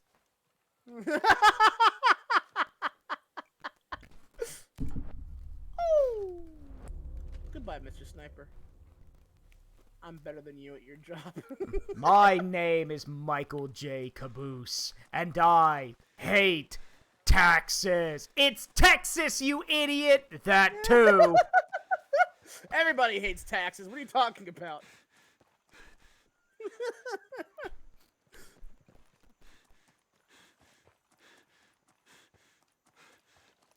Caboose, throw that grenade!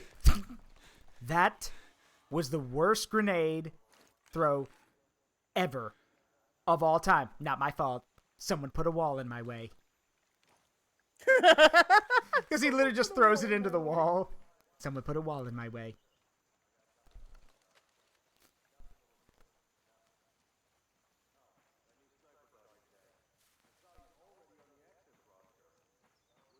Oh, hell yeah, Spain. Making the good calls. What? Spain's parliament has passed a historic bill for LGBTQ+ rights following months of debates. The bill will introduce self-ID from the age of 14, ban conversion therapy, ban intersex surgeries on babies, grant lesbian mothers equal parenting rights. Fuck yeah, that's some good shit right there. Nice. Very nice. Everyone has the right to be happy and love who they love. Don't fucking at me. Someone, go put a deagle to someone's head in Parliament over here and do that. I got it. Only was that easy. I'm afraid to say that the only way things are going to change for that is when all the old people in the Senate and Congress die. No, see, here's the thing, Zaruk. It is that easy. Just no one wants to have the balls to go do it. It can be done. It's just, you know, can we bring back the Black Panthers, please? I'll probably go and fucking do it. These are things. Also, psych. We're joking. Twitch. It's the Minecraft. It's yeah. all joking Minecraft.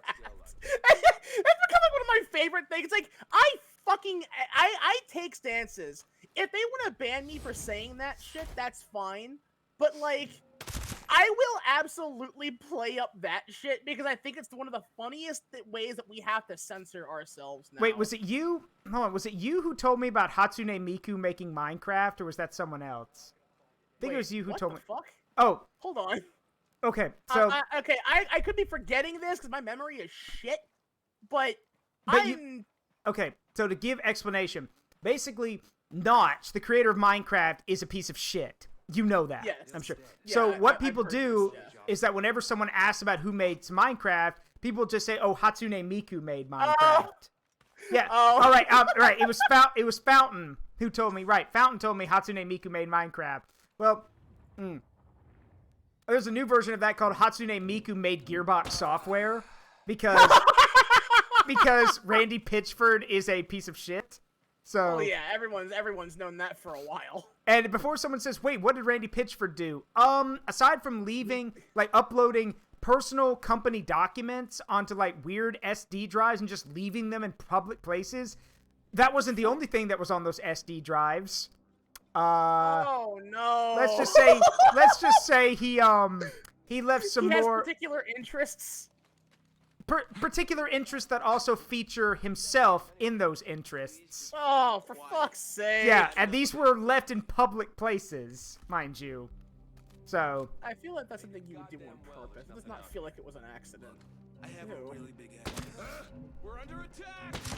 I also, like, just feel like that's like... Wasn't he also the one that more or less was the reason for Colonial Marines being the way that it is? Yes. Like he's the one that he was like actively embezzling money out of the entire project. Mm-hmm. Yep. Because he wanted to go work on Borderlands or some shit. Yep, correct. Another thing that he did, is that what I also know for is that people make the joke, I don't know who made the joke off of YouTube, but like, either you can say Hatsune Miku made Gearbox, or if you have to mention Pitchford, you just use different words for grease to describe him. So, like, I've heard Gumbo Grease Man to describe him. Gumbo Grease Man? Or, or Charlie Crisco. And, like, all kinds of... Crisco! That's really good. Yeah, that's a deep cut. Yeah, of, like, all the things you can name aside from his other name. His real name. Or, yeah. Oh, and also, Clara's right. Let's not forget the fact he said, "Oh, we don't have the money to pay out the bonuses," while he embezzled millions of dollars. Yeah. Exactly. So wait, why the grease thing? Is that like because he's sleazy, greasy, those kind of things. Oh, okay. And yes, he's sleazy because, in case it wasn't obvious, those SD cards, those SD things, and like those those little pen drives he was leaving around, had his own personal, like, his own porn collection with him in them. He was just leaving those out. So, yeah. Like, and to my knowledge, I don't think he has a job anymore. I think they told the yeah, that's right, Lich King. Yeah, that kind of stuff on those PNGs, but those pen drives, but also let's see, Gumbo Greaseman, Chris, Charles Crisco. Trying to think of some other. Let's see, Bono Crisco sounds like a fucking mascot. Wait, hold on. Let's see. I've heard Ben Bacon Grease. I've heard. What other ones are there?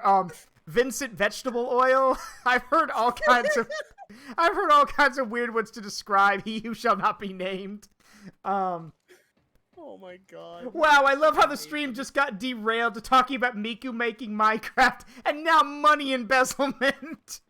I mean, like, again. You know what? I can double down on weird Miku content. You ready for this? So you know Pokemon BDSP, right? The brilliant Diamond and Pearl Brilliant Diamond Shiny Pearl. What about it? You know who made those, right?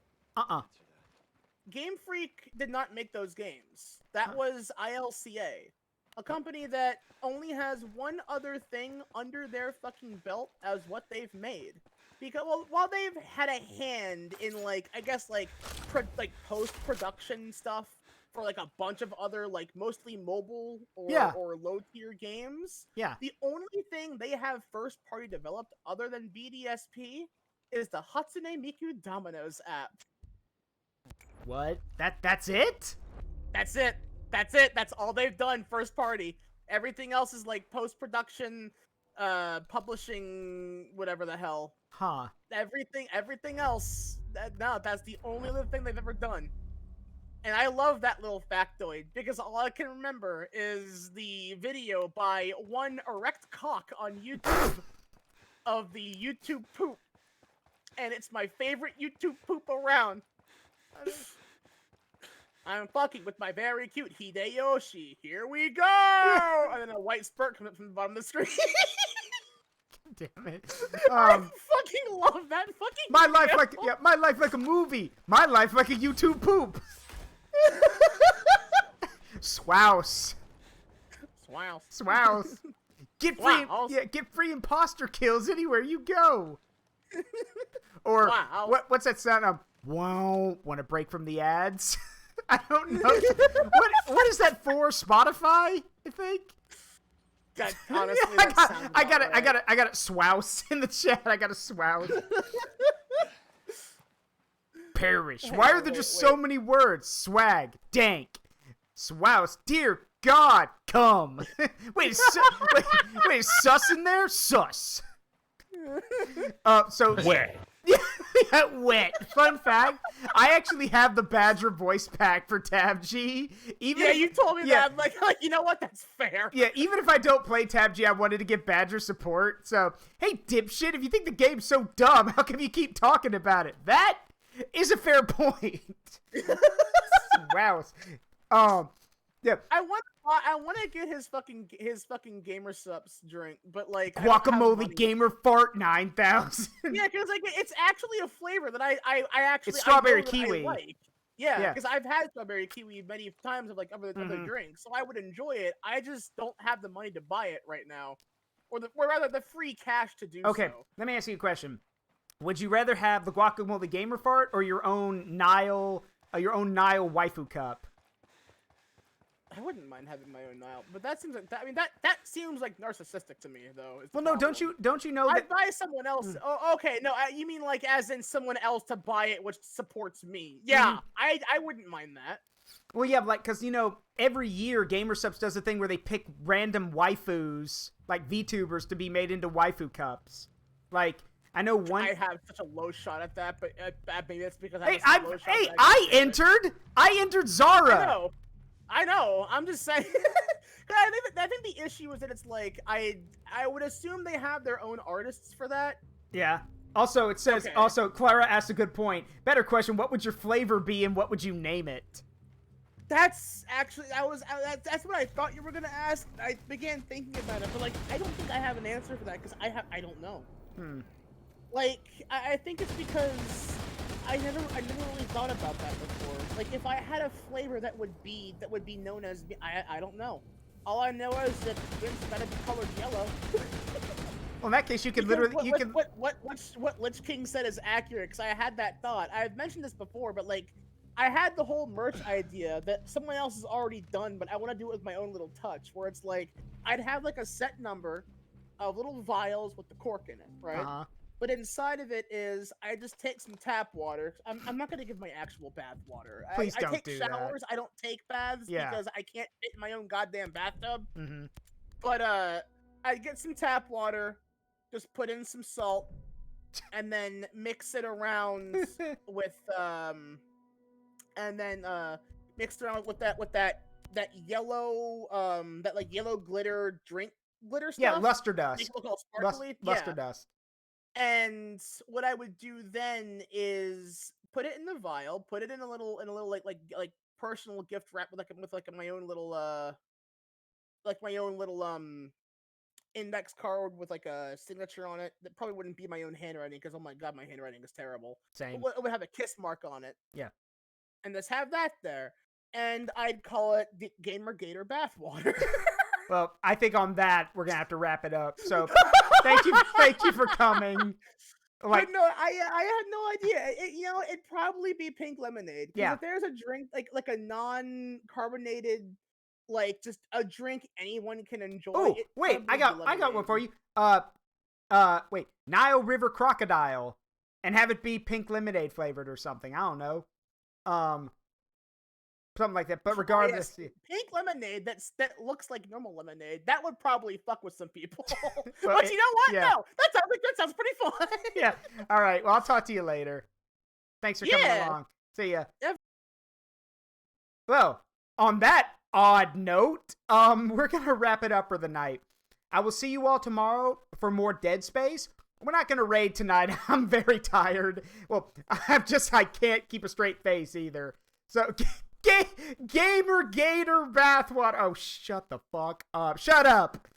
I mean, that's good, but still. Anyway, all right. I love all you guys. I'll talk to you later. Remember, the memories you make in life, good and bad, make you who you are. Don't change it for anything. Big thanks again, Nile. I appreciate it. Love you guys. See you tomorrow for more Dead Space. Bye-bye.